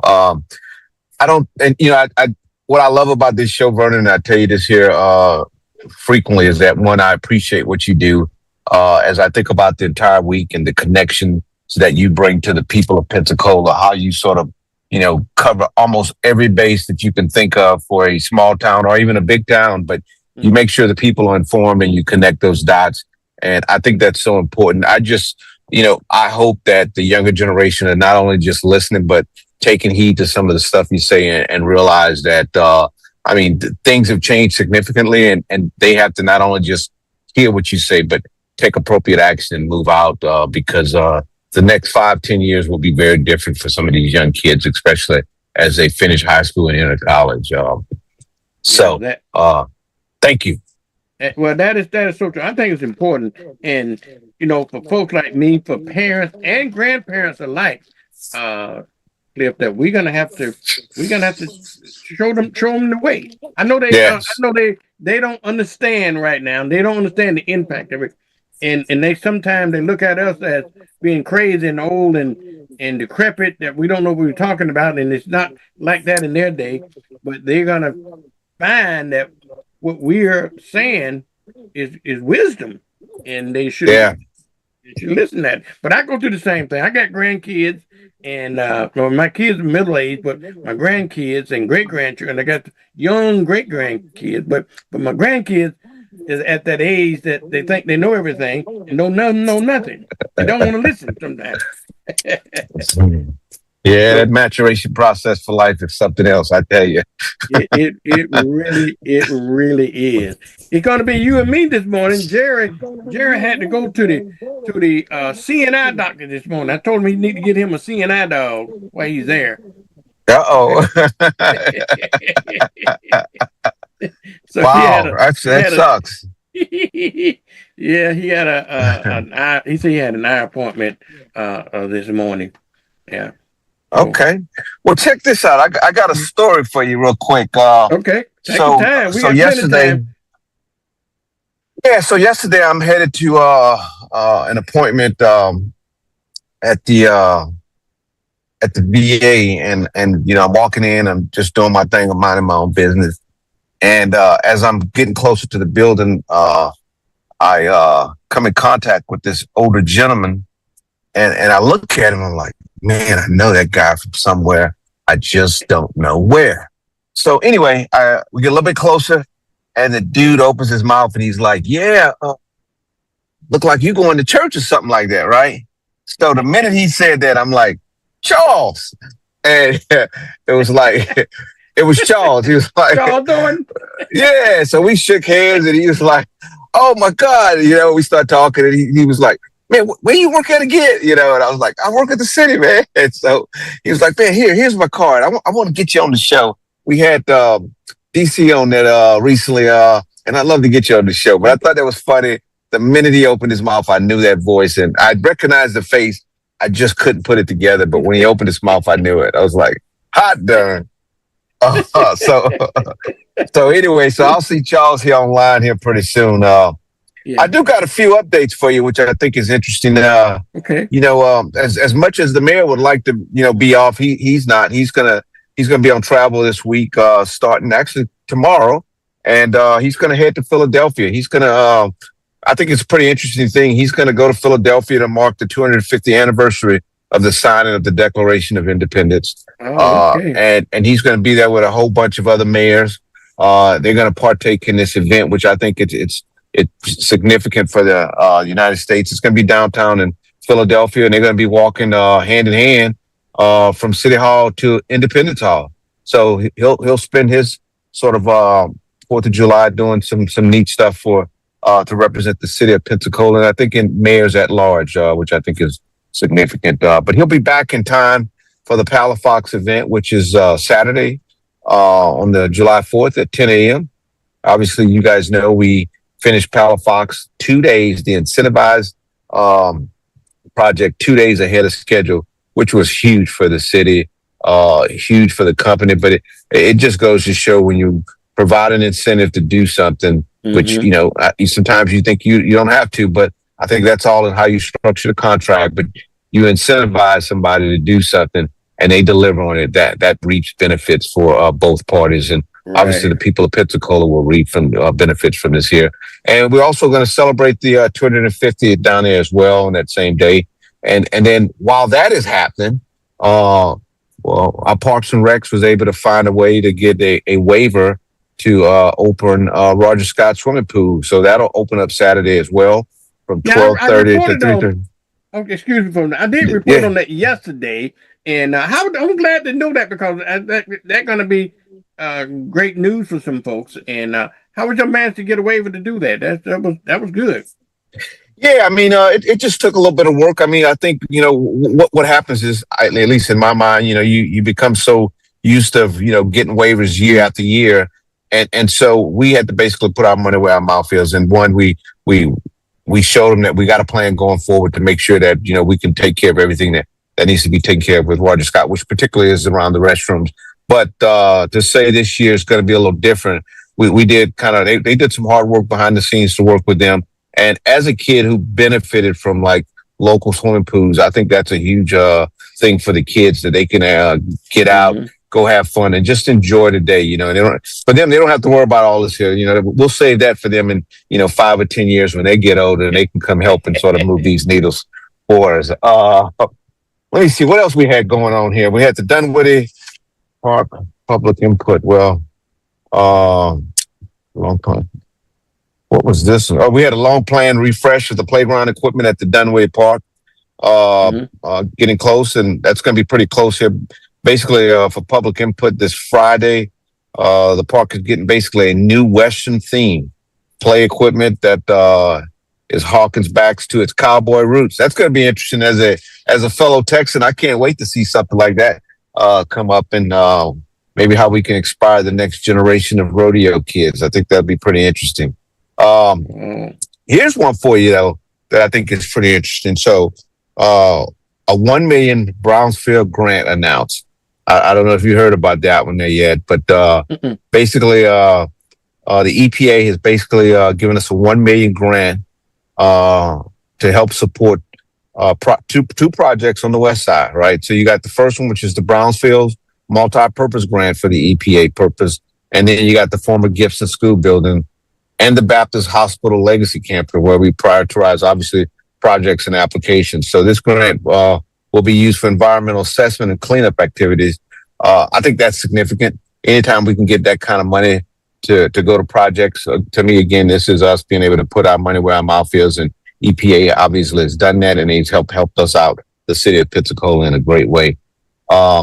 Here's one for you, and I think you basically started this here, but the city, without 311 service, we're going to roll out an AI for our 311 service. And really? Okay. Yeah, the company is polymorphic, and basically what's going to happen is our AI is going to be Penny.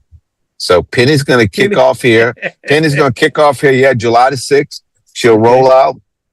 And right now it's going to kind of be in this learning phase. This is one of the neat things about AI is that, you go through the process, you kind of just sort of collect a lot of data. And then from that point, you can kind of self-assess. And then AI gets better and better the more calls they get, the more complaints they take. So that's the goal here. We'll see how it works out, but we're all excited about Penny, and we can't wait to see what she can do for the city. Now, I know you reported on this. This was in regards to the e-bikes.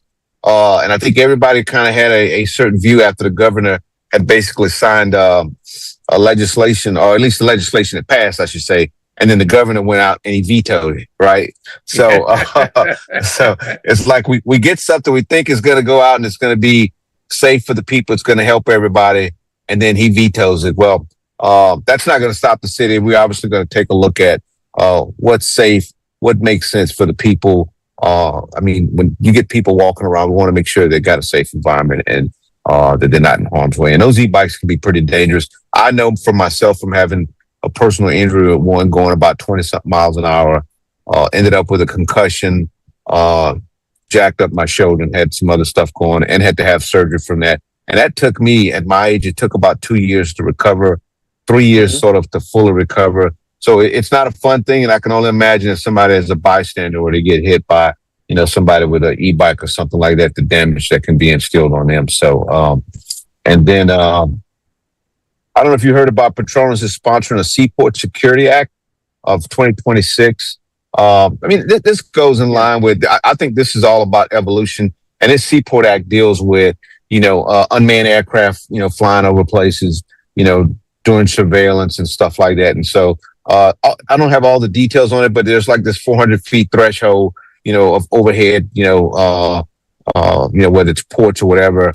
So there's more to come out on that. But I think this is a good thing to kind of look at, are we doing things right, as we sort of evolve and, we got all these drones out here and stuff like that, that can become an invasion of privacy. It can hurt organizations, and particularly ports, especially as they're trying to, maybe bring a ship into port, from the Navy side, that can be a nuisance. And then, go ahead. Hold your point there. Yeah. Because I want to keep that. I was just reported yesterday. Was it yesterday or this morning? I reported that, in the national news, drones, you're talking about near airports and shipping lanes and stuff like that. A JetBlue aircraft was hit yesterday Yeah. at 3,000 3,000 feet. with a Yes. drone. I didn't think a drone could go that high. Well, that 3,000 goes to feet. tell you that's high. That is high. It's Yeah. high, Well, and they got hit by a yeah. drone. And so this thing, it could have been worse than that. It could have got sucked into the intakes and so forth, and been a lot more catastrophic. Oh my God. Yeah. Yeah, but Yeah. I thought they had GPSs and so forth that will prevent that from happening. I know you have to get the FAA approval if you got to go to a certain area and certain heights and stuff like that. But I thought they had GPS controls environment that you couldn't get to that. No, is that not true? No, not at all. Yeah, once a drone, whatever form, and obviously there's different forms of them, but once they become airborne, I mean, depending on the model, depending on the make of it, I mean, some of them could fly obviously we got drones we use for airstrikes, so they can get just as high as an aircraft, 40,000 feet in the air. But those we are can real control. drones. I'm talking about recreational drones, right? Even recreational drones. I mean, some recreational drones can get up to 10,000 feet. Really? Oh God, yeah. China's pumping those things out like you wouldn't believe. They are pumping them out, and the thing about China is that they're taking the opportunity not only to pump them out, but to test them, to retest them, and then to improve on it. I mean, China's took a playbook from us 30, 40 years ago, and they continue to just improve on that. Yeah, it is what it is right now. But I think we're taking the mindset of figuring out what can we do to sort of mitigate some of these things, which is important mindset, because we shouldn't just sit idle. Because like you said, you got passenger jets that put people in harm's way over silliness and people thinking it's something fun to play with. And obviously drones, where they are, they're fun to play with, but they shouldn't be messing around with airspace. Wow, that's amazing. I was just quite caught off guard. I didn't think drones could go up to 3,000 feet. You said they could go up to 10,000 feet. Yeah, they got some, yes. Yeah, but I know, I do know real drones, what I call real drones, military grade drones, stuff like that. That's just a mini aircraft. I understand that part of it. Yeah, but just recreational stuff. So the recreational drones, they're not what you think of as recreational in the sense that you got some control. It's pretty sophisticated technology, and it's similar to the actual drone aircraft. But they are recreational. Now, they cost a lot of money, and not everybody has them. But, I mean, 10,000 feet, that's still pretty high to get up there and, to control an aircraft. Wow. Yeah. That's amazing. Yeah. Okay. I just thought you can continue what you started. But yeah, no, you that's said right. that drone there because that story just broke yesterday about that drone hitting that aircraft. And then they had another story that these RC aircraft, these RC aircrafts, you know what I'm talking about? That remote control aircraft. Yep. They another airplane just dodged one of those. It was 400 feet under him as he was trying to come in to land. Yeah. Mm. And it's crazy. Crazy that it's happening. I just don't understand what would possess people to want to take a risk like that, knowing that there are lives that they're putting at stake. I mean, if they thought about it from the lens of, that could be your parent, that could be your uncle, that could be your cousin in that aircraft, you're taking a huge risk. And the pilot I like the way the pilot handled the one, particularly where we were talking about 3,000 feet. I mean, he basically said, we hit it. I think it brushed off the front of the aircraft, but he said, we don't need any help. We're coming in. And that was a good sign of relief to put everybody at ease. Yeah. No, we're coming in, but we in fact did hit a drone. So tough stuff. Wow. Yeah. And obviously Baptist is coming along. The towers are going to start to come down here to tower number 1. We basically started removing the interconnected buildings. And I mean, I think people I passed by yesterday and just to see the landscape sort of change so much. At one point you saw, just building structure, and now you saw open space. It's definitely a sign of what's to come and sort of the opportunity that exists for that community. And I think this goes back to a theme I hear constantly on your show when people talk about sort of the past and they talk about Oklahoma and sort of these communities that did exist at one point. I think when you look at that area, that particular area of Pensacola, what an opportunity to have a thriving community where people can, take part in sort of what's to come as far as development, housing, restaurants, etc. I think it's a great opportunity. And I do believe that area could be a connective tissue to downtown. Downtown could be just what it is to serve a purpose, and the West Side area, particularly Baptist, could definitely be a connective tissue. Yeah, but I reported on a story, I guess it was last week, about how the trend, people coming north, coming back south now, and we begin to see the effects of that. These housing needs and these other areas that was deemed black areas now being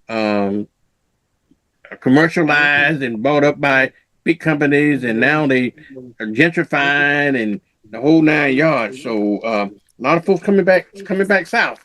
So yeah, I heard you mention that, but it made me think, and I keep, as I hear this over and over, and I think about sort of the black community and how that's sort of articulated, and I keep asking myself though, well, what does that mean, and then how do we sort of take advantage of sort of what we're trying to get at for future, right?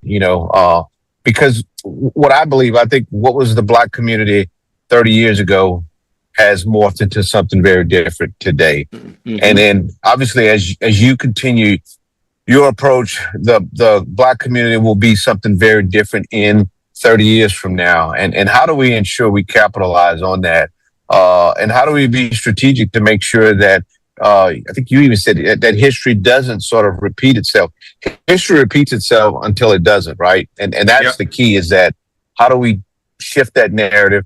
How do we make sure like your kids, your grandkids, your great grandkids understand the stakes that they have to deal with, the life that they have, and how do they move forward? And truly try to understand what does microaggression mean, and how do you deal with microaggression, and how do you sort of navigate the space? I think that's so critical for people to sort of ponder that, to think about it, because every time I hear it and I hear you guys say the black community, in my mind, I'm saying, wow, what does this mean? How do you capitalize on it? And what can you do to make things better? Because sometimes talking about it is great, but when you sit back and you really think about it, and then you say, oh God, I have a plan. And I'll give you an example. This was 1997. Actually, no, it was 2000. And I was in the Pentagon, first assignment in the Pentagon. And I don't know if you remember, but they used to print, the Navy used to print, the War College would print these magazines for warfighters to read. And at the time, I was a JG, and I took one of them home and I read it over the weekend. And in that magazine, it laid out China's entire plan over the next, basically it was their 30-year plan, right? Mm-hmm. And to this day, I still have that War College magazine. But everything that China went out to accomplish in that 30-year plan, they've accomplished it. They've actually surpassed it in some areas, right? Wow. So my point for that is that they put a plan together to say, this is where we want to be in 30, in 40 years. And I think when you think about the communities, I think that's important to say. We should have a plan to say where we want to be, because I think failure to plan is planning to fail, right? Right. And I think that's so critical. So, but let me see. I think that is it. Oh, wait, one more. REAP. So I mentioned REAP to you a while back, and we've been working extremely hard to get REAP up and running. It's 14 pallet shelters. It's a great opportunity for the community. One of the biggest concerns we got, though, is, and that's sort of been holding us back, is a safety issue. And obviously, we don't want to put people who are probably at the worst point in their life where they need help, and then put them in a situation where safety is not available for them. So we're pretty close. I went by yesterday, spent a lot of time with them to check out the area. And they assured me today they would sort of close this out. I'm going to go by a little bit later on today to check it out.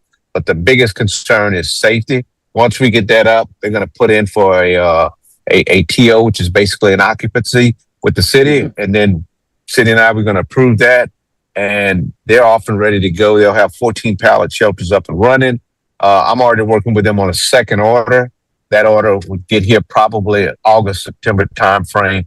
And one thing that we will do is we learn from our mistakes in this one here. So we'll be ready to take the new ones, which will be 13 more, get them in, get them up, get them operative right away, get them cleared for safety, and get people in there. So by the end of the year, I mean, you can imagine we'll have 27 pallet shelters sitting at REAP that's helping homeless people in the city of Pensacola. Yeah. Cliff, I got a couple of subjects I'm going to talk to you about before we, at 8:30, we're going to have on Joe Morris Funeral Home, David Hawkins. I know we know David now. He's the owner of Joe Morris, and Jeremy is we're going to talk about praying needs, because I've seen so many times in our community when something does happen, they are just not prepared to bury their folks. But we'll talk about that. When we get on at 8:30, we're going to deal with that subject. But I need your feelings on this. And I know you heard me talk about it every day, because, you know, I got certain pet peeves. You can tell me on what I'm sentimental about. Data centers and solar farms, okay? Data centers and solar farms. You know, that's been an issue around the country. Nobody wants nobody wants the data centers and solar farms in their backyard. But they want to do, but I think I can remember the days when the cell phone towers, we're talking about the same issue about that and so forth. But what are your feelings on data farms and data centers and solar farms? Why would that be such a big issue? And most of those entities going to be more out in more rural areas anyway. So give me your thoughts on that. Yeah, honestly, I got to say, when I heard you talk about it, I said, man, I got to get smart on this data centers and stuff, and why people resist it so much. I got to dig more into it. I think, well, I know they generate a lot of power, so they take a lot of energy to run. And then I think there's this invasion of privacy that people at least feel. But we got data centers running around us everywhere. I mean, the city's got a data center. Walmart's got a data center. Home Depot's got a data center. I think what this one will do is expand the reach and capabilities, which I think is what bothers people more than anything. But I owe you something deeper on that, because I've been hearing you talk about it. I've been hearing people come to City Hall and talk about it. And I don't understand, because I'll tell you, as humans, at one point, we never thought cell phones would take off the way they did, and nobody wanted to give up a landline. And here I was thinking, I was like, man, I remember having a cord that was like 50 feet, so I can go from my bedroom to the kitchen to the bathroom and talk on the phone. And we had this new technology now called a cell phone, and everybody was reluctant to use them. And then to your point, we had the towers come up, and now everybody was talking about all these towers are going to cause cancer, you know, and everything else. And I think some of that is an alarmist at times, because the problem is that even if something does cause cancer, there's stuff we eat that causes cancer, and we don't know. It takes 30 years for something like that to just develop. Now, some people obviously develop much sooner, and that's just me just talking anecdotally, because I'm definitely not a doctor in that area, but I'm just telling you what I know. But as humans, we seem to have this sort of knee-jerk reaction to certain things, and then all of a sudden, everybody gets on board. Everybody's double down on a position, and they want to maintain that position. And I'll tell you, just like you asked me, I can't tell you why right now. I really can't. I think it does drain energy. I think that it creates a lot of other stuff. I think this centers around privacy and what is perceived invasion of privacy. But I will look into that, because I know we got there was a document that came in yesterday to me, and it was talking about a moratorium that I think the county put on data centers as well. So people are definitely taking a stance, and they're digging their heels into it. So by next week, I'll have something a little bit more granular that I can talk about and give you some thoughts, at least from my perspective. Yeah, because data centers to me, with the world of AI, they can say what they want about AI. AI is the future. I remember the days when computers came online and folks were scared of computers and what it's going to do, stuff like that. But AI is not returning. And so I think they kind of tied in with the AI, which it is. You're going to need data centers and so forth. to do all that. What people think the cloud is, that when you store your data in the cloud, they go to these data centers. Okay, it ain't something that goes out in the sky.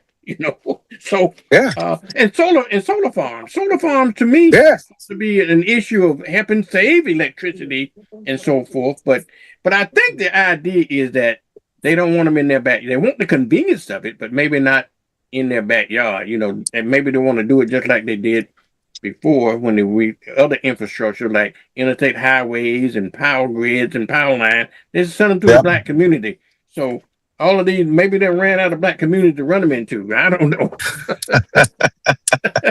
Well, I think, and this is so aspirational. I'll give you an example. When you look at SpaceX, right? It's SpaceX is so aspirational, and people get excited over SpaceX, but at least what's in their perspectives and what they're trying to do when it comes to SpaceX is not only put an aircraft on Mars, but to put people on Mars. I mean, I don't think people realize the massive radiation that hits you on Mars, and there's nothing we can build on there right away because in order to build, you got to be in the elements. In order to be in the elements, you're gonna get radiation. So your lifespan just decreases that much significantly on Mars. But also, you got to think about the gravitational pull, your heart rate. How does your body adjust to all that stuff? The only way you can survive on Mars is to go underground. I mean, that's the only way you can survive. And in order to get to underground, you got to have some way to dig. You got to have some way to develop, and that takes time. I mean, I think that's 100 years out. I do. I think Mars, the capabilities of being able to sort of build some sort of station where people can live on there, that's about 100 years out. But people are getting all excited over the stop. Like, man, I could do something with this right now. SpaceX, the company, I think it's tough. Yeah, I do. All righty. Well, you got anything else? I got as far as the city business is concerned. You're more than welcome to stay on if you like, because I'm going to have. Have you met David Hawkins yet, Cliff? I haven't, but I got. Oh God, I thought I had 1 minute. It just hit, but I wanted you had mentioned something about burial and insurance, and I just wanted to go there with you real quick. 2007, December, I am set to visit my mom right before I go overseas to Japan, because that was my next duty station. And I was going to spend time. So I spent a week with my family. I was going to spend a week with my mom at the time before I left. And it was going to be just like it was when I went in the Navy. Hey, my last day in the country was going to, be flying out, going to Japan from her. Well, anyway, she died in her sleep that Saturday, the Monday before I was supposed to fly. Right. So it was unexpected. She died in her sleep, atherosclerosis. I went home that Monday anyway, without any clue of what to expect as far as burial, what to do. But I had no clue. But what I will say is that my mom actually had a plan. She had already paid for most of her stuff. She had already worked with a funeral home. So she basically had insurance set aside. She had most of the stuff taken care of. So when the kids went home, all we had to do was pick a casket, pick out everything we needed for her. And then she left us a little bit of money, which in that day and age was surprising that she was able to do something like that for us. So anyway, I think it's a great deal when people can make sure that they plan for the inevitable, which is, I consider, it's unfortunate, but it's our ultimate destiny. So I think that's super helpful when people can plan and be prepared for it.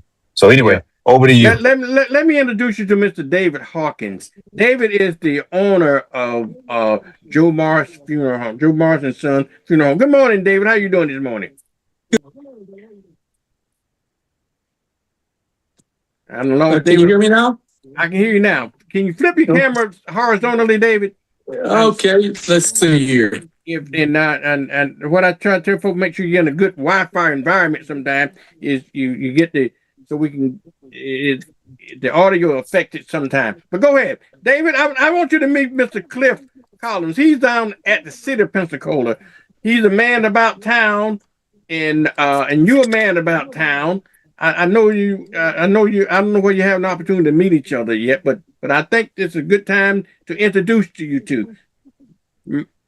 Cliff, Okay. Mr. Morning. How are you today, sir? This is David Hawkins, and David, this is Cliff from the city of Pensacola. He's an assistant city manager there. David, Okay. good to meet you. Deal. I've heard a lot about you, and I look forward to meeting you in person. Oh, likewise. Thank you. I hope it's good stuff. Oh, absolutely. It's very knowledgeable. Very knowledgeable. Oh, that's Sure. awesome. All right. Okay. All right, y'all. I got Mr. David Hawkins on, y'all. Mr. David Hawkins is the owner of Joe Morrison Sons Funeral Home, and we want to talk about some things here that I think need to be talked about in our community. And that is pre-need planning. Okay, pre-need planning, and sometimes we don't always do that in our community. So, David, can we talk about that as far as pre-need planning? I guess you got Mr. Your Jeremy. If I can pronounce his name, I didn't get it spelled right, but now, and I apologize for that. Jeremy, is he on this with you this morning? Yes, sir. He is. Okay, I can't see him. Good. Let's see. I'll turn my camera back. There we go. There he is. There he is. There he is. Good morning. How you doing, my man? All is well. All is well. How are you? I'm well. And I apologize for not getting your name correctly. Yes, okay? sir. Yes, sir. Now, tell the folks, introduce yourself.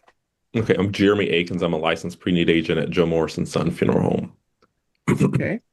All He's right. also being modest. He's also the assistant manager too. Okay. All righty then.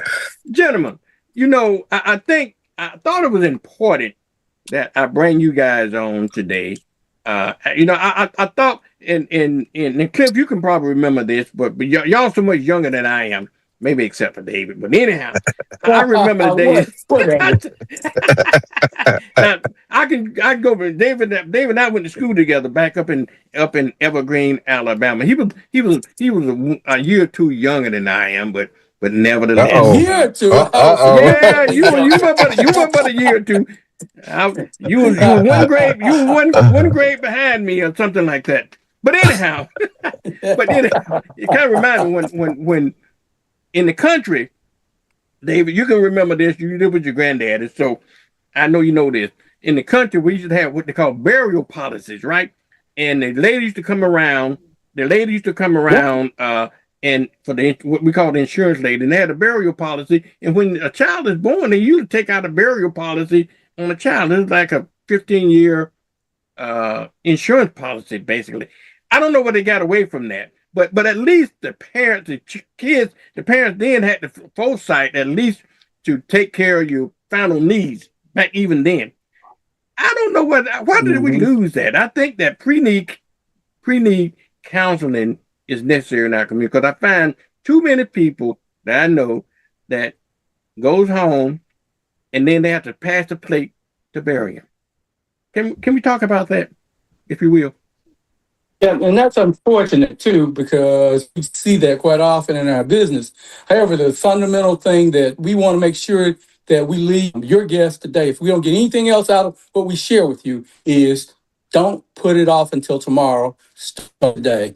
And you start with small. You go out and buy a $15,000 funeral as an example. You can start small. But the big thing is take action. Take action. Do something about it. And I'm going to ask Jeremy to step in also and tell you a little bit about the different plans that we have and exactly about what kind of costs you could be looking at. All right. So with the pre-need policy, as Mr. Hawkins has alluded to, the main thing that you're doing for your family is creating a peace of mind, not only for them, but for yourself. And so when you come meet with us at the funeral home, we'll go over the goods and services that you desire to have for yourself. And we also go over the numbers. And so for a traditional service, say for instance, you have something that's, $7,500. We have a life insurance product where it's basically a whole life policy on your funeral expenses. Whatever term that you select, you make monthly premiums. And if you pass away before your term is up, so basically using myself as an example, If I do a 7-year plan for funeral expenses of $7,500 and I'm making monthly payments of $125, if I pass away within 3 years, the insurance from the whole life insurance policy will cover the remaining portion of my funeral expenses. And Mr. Hawkins, we also have another program which we use as a trust product where if the family cannot afford to make those insurance premiums, they can still do their funeral services for the $7,500, but instead of having the insurance, they have, basically what we call dollar for dollar program. So if they put in $5,500, their family will have to pay the remaining portion, when the time of passing occurs. And so that's, a bit of how the planning process works, but you're able to, select your casket, how many limos, where you want to have your service and where you would like to be buried, or if you would like to be cremated as an option. David, in the total scheme of things, how do we get that out to the community to start now? And with two things is definite in life. That death and taxes. And death came first, because we know that's going to be, sometimes we can cheat taxes, but you're not going to cheat death. You're going to catch you one way or the other. So when is a good time to start that planning process, if you will? You can start a dialogue immediately. Like I said, you can pick up the phone and call us, even if you just want to get information. Stop by the funeral home. We'll set a time for you to come by. We've got a couple folks that do this. Sit back and just tell us what you'd like. What's your vision? What would you like to do to make it as painless as possible for your family when that time does occur? So what we encourage you to do is to start today. Just come by. Like I said, we'll set a time with you. You come out and we'll sit down with you. You tell us what you want. We'll show you our different products. And then you pick the one that appeals to you and we move forward. And based on what you tell us you want and your ability to pay and manage, then you've got things already set up. Just as Mr. Collins was saying earlier, you when that death does occur, then you take a lot of stress off of your family. They know what you want. They also have an idea on what it's going to cost. And the key product about everything that we're talking about right now is you get to lock the price in. In other words, if you pick that $7,500 funeral, but you don't pass for another 20 years, that $7,500 funeral, guess what? It's still $7,500. Really? Okay. So that's a great incentive for you to do it earlier than not, right? Because you're right. You didn't pay that $7,500, and it might be people living a lot longer now than they used to live. And so you might get a $20,000 funeral for $7,500. Exactly right. Now, just to give you an idea, when I bought the funeral home from the Morris family, there are some funerals out there that included everything that were like in the range of $4,000 and $5,000. And when I do an older funeral dating back from the late 1990s or so, yeah, Miss Morris would look at me, or I would look at some of my folks, and I'd go, Jeremy, did I have a good day? Jeremy would look at me and say, no, you had a bad day. You cut your mic off. He cut his mic off, Jeremy, because you meant to take over, Jeremy. I think you're on mute, Jeremy. Okay, Jeremy, can you hear me? I'm here. I'm sorry. Okay, there you go. You're good. Right. We got Mr. Technology, Mr. David. He done cut himself off some kind of way. Right. He'll get back on here for us. But as he was alluding to, one of the biggest things of having a pre-need is that you lock in today's costs. And so you're there, you're back. Yeah, I had a phone call, and invariably that's what happens when you use your personal phone. So all my business calls are starting to come in. So if I lose you, Jeremy, just go ahead and take over. Gotcha. But we've got Mrs. Morris, like I was saying, Mrs. Morris taking over some of her pre-needs, which I have to do by law. It'll allow the family to be able to afford that funeral that they wanted at today's cost, but pay for it with yesterday's money. And the big thing is like I said, I said, Jeremy, did I win or did I lose? Jeremy said, you had a bad day. Meaning that funeral that they're paying $4,000 on in today's cost, I've got to pay $6,000 for it. And my cost. But Wow. that's part of it. Okay. Well, you're right. That's a part. That's a part of it.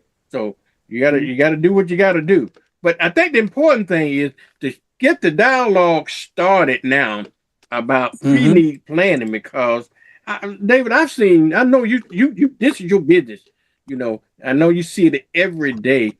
People are not prepared when something happens. They're not prepared to financially prepared, if you will, to bury folks. And I know that's how do you deal with situations like that, David? I often wondered about that. If you care to share. Well, the big I know thing you you. try to do, you try to be we are counselors also, and we try to talk to folks about what do you want first and foremost, and then the other part is what's your plan for doing it. And if unfortunately this is what when we're paying out of pocket, we don't have anything, then we have some products where we've got a product that's just basically has a basic service but it's a service with dignity where you can pay just have a basic funeral and the cost is significantly less. So we try and have something for everybody. And you can take that product and of course, and we can put it in the plan and go for it. How do they start the process? I mean, people that listen to this, what do they need to do? Call you up or call Jeremy up? Yep. And says, so all you need to do is just call and say, I'd like to talk to someone about a pre-need. And then we'll go from there. We'll take it from there. We'll have someone call you back. Either I'll call you back or Jeremy will call you back or Miss Cynthia will call you back. The three of us. And we'll set up an appointment for you to come in. We'll sit down and talk to you, give you your options. You tell us what you want, and that starts the process. Okay. All righty. Very good. Let me ask you this question then, David. When people something does happen and ultimately it will happen, how do they handle it? Some people don't know how. I just had a friend of mine that passed away, and his spouse had no idea. What do I do? What did I do? I said, call David. I mean, I said, I don't know, but call David. David, when things happen like that, somebody call you up. Do you walk them through the process and talk to us about that process, if you will? Well, what happens is that you talk to me as you've done in the past, and I call the family back and says, "Hey, I'm so sorry for your loss. Let's talk about what you would like to do." She says, "Where do I begin?" Well, the first thing you're going to do is you have to call the hospital back or wherever your loved one is, and have them tell us what you like to do. So I'd like to go to Joe Morrison Son Funeral Home. That starts the process. Once your loved ones is safely in our care, then what we'll do is set a time for you to come in. You sit down, you tell us what you want, and based on that, we'll move forward and set time, date, place, the whole 9 yards for doing a service. But the main thing is that I'd like to convey is that what Mrs. Morris and the Morris family emphasized on me when we started doing this is that, David, everything that we do is about dignity of service. Dignity of service. And that's constantly reinforced in everything that we do, and it drives everything that we do. So that's what we try to do with all of our team members also. So all along the way, what we want to make sure of is that you're being taken care of the right way. And ultimately, if something does go wrong, then you're going to call me personally because I'm going to take care of it. Yeah. What about those that really, they don't know that their loved ones have insurance policies, maybe the veteran and all that kinds of stuff? Do you kind of help walk through that process with them? Yes, we do. And I'm going to let Jeremy step in a little bit because he's over there drinking his coffee and sitting back. He needs to talk a little bit too about what happens. Okay, Jeremy, go ahead. So there's a misconception with the life insurance policy that a funeral home can, search for a policy for you. But the best advice that we could give to a family at that time is to look at their loved one's bank statements to see if there was a draft coming out of their account, or if they knew of a company. We'll be able to call as a funeral home with the family on the line and search for the policy by their social security number and their full name. And typically that helps us but there's no wide database for life insurance policies. And that's why we encourage pre-planning and talking to your family about, your end of life wishes so you can prevent those circumstances. And your second question was in reference to, if they were in the military. We encourage our families to give their loved ones or show them where their DD-214s are, at their homes. And that's basically What's a DD-214? What's a DD-214? Yes, it's their service discharge. So when they leave the armed forces, that says that they're honorably discharged or they retire. And that's how we're able to schedule with the National Cemetery Administration for your burial at Barrancas National Cemetery. And we also need that to, schedule military honors, for your family at the cemetery. And so if the family cannot find those, we can reach out to the Veterans Administration, and typically we're able to retrieve a DD-214. In some instances, it might delay your service for 2 weeks because they have to go in the National Archives to find that. But certainly we're able to walk you through all of these steps, in planning your service if you, don't know where to go. That's what we're there for. Yeah, Cliff, I want to let you get in for a minute, but I got one other thing. I know just to dispel a myth. Some people think when they die, the Social Security office will take care of their burial. That's not true. Okay, they only pay what, and they only pay a nominal fee. And my theory about that, they pay like $250. But I think that was just a ploy so that they know who died. They give it to the funeral home so they can get them off the Social Security system. But that's just me. Cliff, you got some questions here.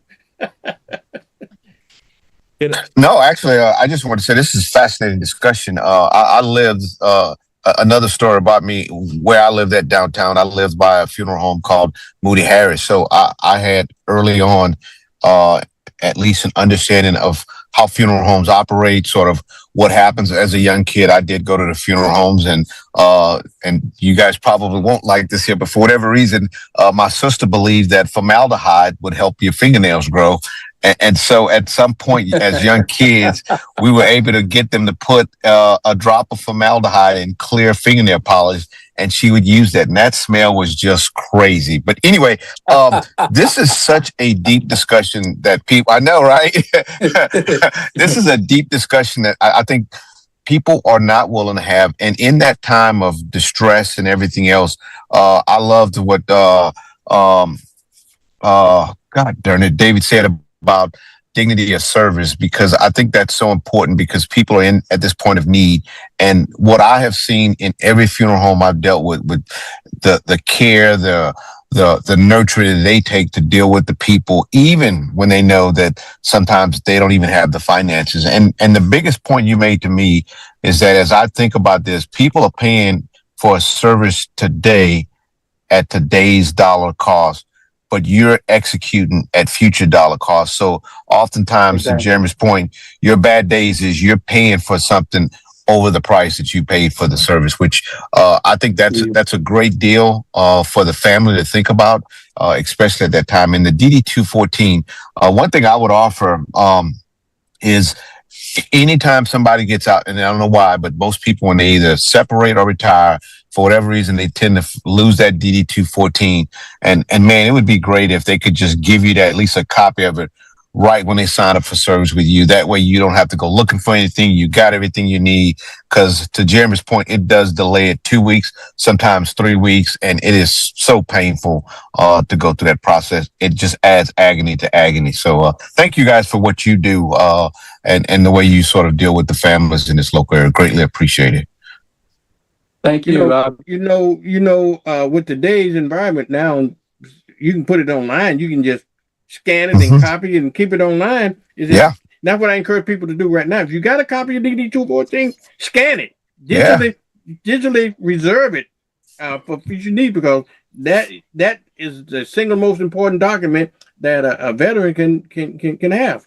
Yeah, true story, man. My baby brother served sometime after me, came in, after I joined. He got out way before I retired, and he couldn't get his DD-214. Well, at the time I was working I was the chief of staff for the chief of Navy personnel. So I was able to tell the staff, hey, I need to get a copy of it. They got a copy of it within 24 hours. And I said, dude, put this away in the cloud, as we talked about the cloud, put it on a hard drive, put it somewhere. but he's got his DD 214 now. And then just recently, my oldest brother, who went in the Army National Guards, had no clue where his DD 214 was. So I helped him get his DD 214 because it is an important document, and he's in his 60s now, and he's obviously thinking about that end. And he called me, David, just to say, hey, Mr. Hawkins, I'd love to get an understanding of how can I make sure that I get my daughter some insurance so that if something happens to me, it takes the guesswork out of it for her. And I think that's so important. But obviously that's some people forward thinking, some live day to day. And, you know, like my daughter, I don't know. I don't even know if she's prepared for that. As much as we talk about, you know, the beginning and then the end, I just don't know if she's prepared. And I keep trying to get her prepared, but boy, it's hard to. That's a good conversation to have with her. We're talking. Matter of fact, there was a course that we used to offer. It's called Death and Dying. But one of the things I would encourage you to do is you have that conversation with her. And if it doesn't go very far, then you come in personally and talk to us and say, hey, look, here's what I want to do. I want to pay for $5,000 towards my daughter's service. And so that she'll have that. And then you do it and you send the paperwork to her and say, hey, look, this will get you started. And so that you know that I've done something, and that gives you peace of mind to know that you started that process. Even if they're a great procrastinator like I am, then you've done something about it. That's a great point. Actually, I'm gonna spark that conversation over the weekend. I do got a question for you though. You had mentioned, I think you said you purchased a funeral home from a company before. Mm-hmm. And then when you purchased it, I'm assuming they had contracts for people maybe in the Pensacola area. How does those contracts transfer over to your new company? Well, first and foremost, you're buying insurance. You're not investing money in Joe Morrison Son Funeral Home. You're buying insurance. And so that's the deal. The insurance is transferable.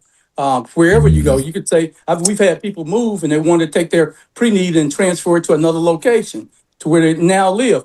Now, there's the good part about that is that I'm required to accept that pre-need. However, I'm no longer required to accept that pre-need at the cost of what you paid for it. In other words, I can use today's cost. In other words, if you bought that $5,000 policy we were talking about, and today that cost is, instead of being $5,000, is $10,000. Well, I'm going to give you credit for that $5,000, but you'll still have to pay the other $5,000. So that's the disadvantage of moving the policy around.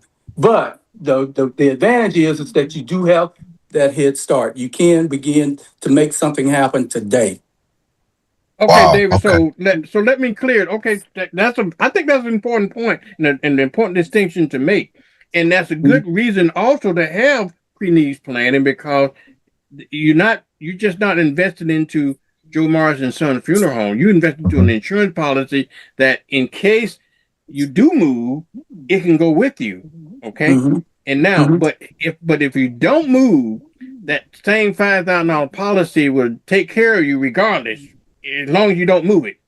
But if you go if you move it to California, whatever you got into it, you're going to be applied. That's a good point. And I think people sometimes you don't lose. However, you don't gain everything that you could have gained. Right. But the important point is you don't lose. You don't lose. That's important. And Jeremy can take you through some of the products, because some of the products actually also offer an interest rate too. Mm-hmm.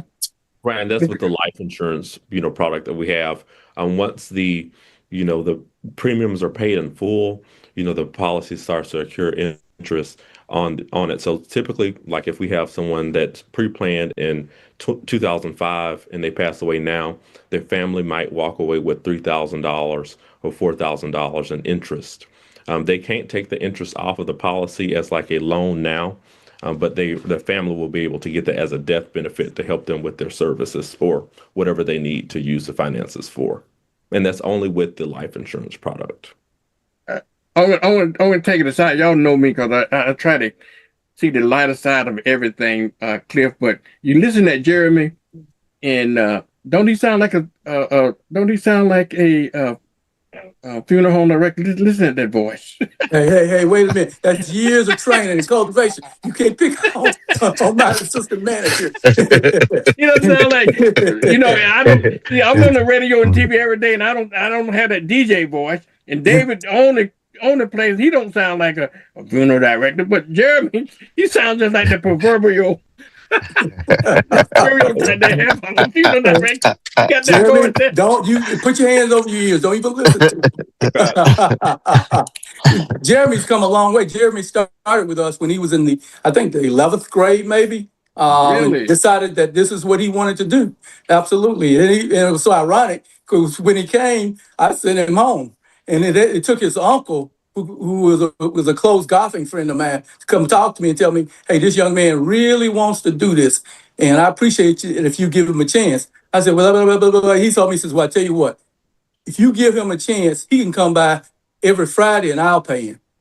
How do you turn down something like that? So I said, look, no, I'm man enough. I can't let you do that. But just in starting and working with him over the years, this young man has become very dynamic, very dynamic. Yeah. David, I just want to, every time I talk to Robin, we have this discussion about Joe Morris Funeral Home, and we talk about, on Thursday, we always talk about local history and Black history in town. You guys have the honor of having the oldest Black funeral home in Pensacola. You say that you use the 1913 date, but Robin disagreed with you. She said that y'all go back to 1910. But anyway, been around for that long means something, don't it? Yeah, absolutely. And she's funny. She said, so when you going to change your paperwork? I said, never. 1913 is the date that I have. And that's what they've been using. So that's the date I'm going to continue to use. I said, if you've got something that says 1910, by all means, share it with me. Because I want the family and so forth to know about it. But 1913 is the date I got. Okay. All right, gentlemen. David, I'm going to let you and Jeremy wrap it up. If whatever y'all want to know, give them phone numbers and tell them what you want to know about Joe Morris and Sons funeral home and any need as well as the pre-needs. All right. I'll let Jeremy start and then I'll close. Okay. All right. So the biggest, thing of today is, when you come to the funeral home to do a pre-need, you're delivering peace of mind for yourself and your family. So, that's the main benefit. You get to plan your own services, so that takes out the guesswork, from your family to make the decisions on what type of casket they think mama or father would have wanted. And you're also covering your funeral expenses.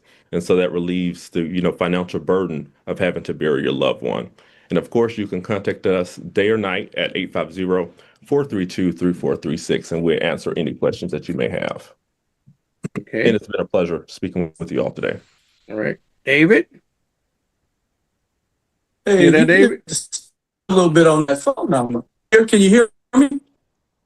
Hello? All right, you breaking up a little bit, but go ahead, David. We can hear you. Go ahead. Okay. Just the point that I'd like to share with your audience is just that Jerry's getting pre-need program, but I just want to say so much the Pensacola community embrace the services that we offer and continue to hear nothing but great things about what we try to do. And that's, to me, is why I still do what I do. And, how old I am. But it's important to me that the legacy of Joe Morris and Son Funeral Home continues.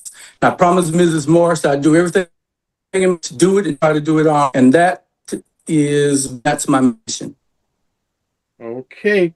Well, gentlemen, I thank both of you for coming on today. And David, we probably have to do this on a more regular basis because I think it's important that people understand. Sometimes when we talk about death and dying and funeral homes, and people shy away from that subject, they don't like to talk about it. But I think we need to probably do it on a little more frequent basis and to let folks know what's available. And it's there to help them, because I think sometimes we don't always get the information about what we should and should not be doing when it comes time of need like that. But thank you for coming on this morning, okay?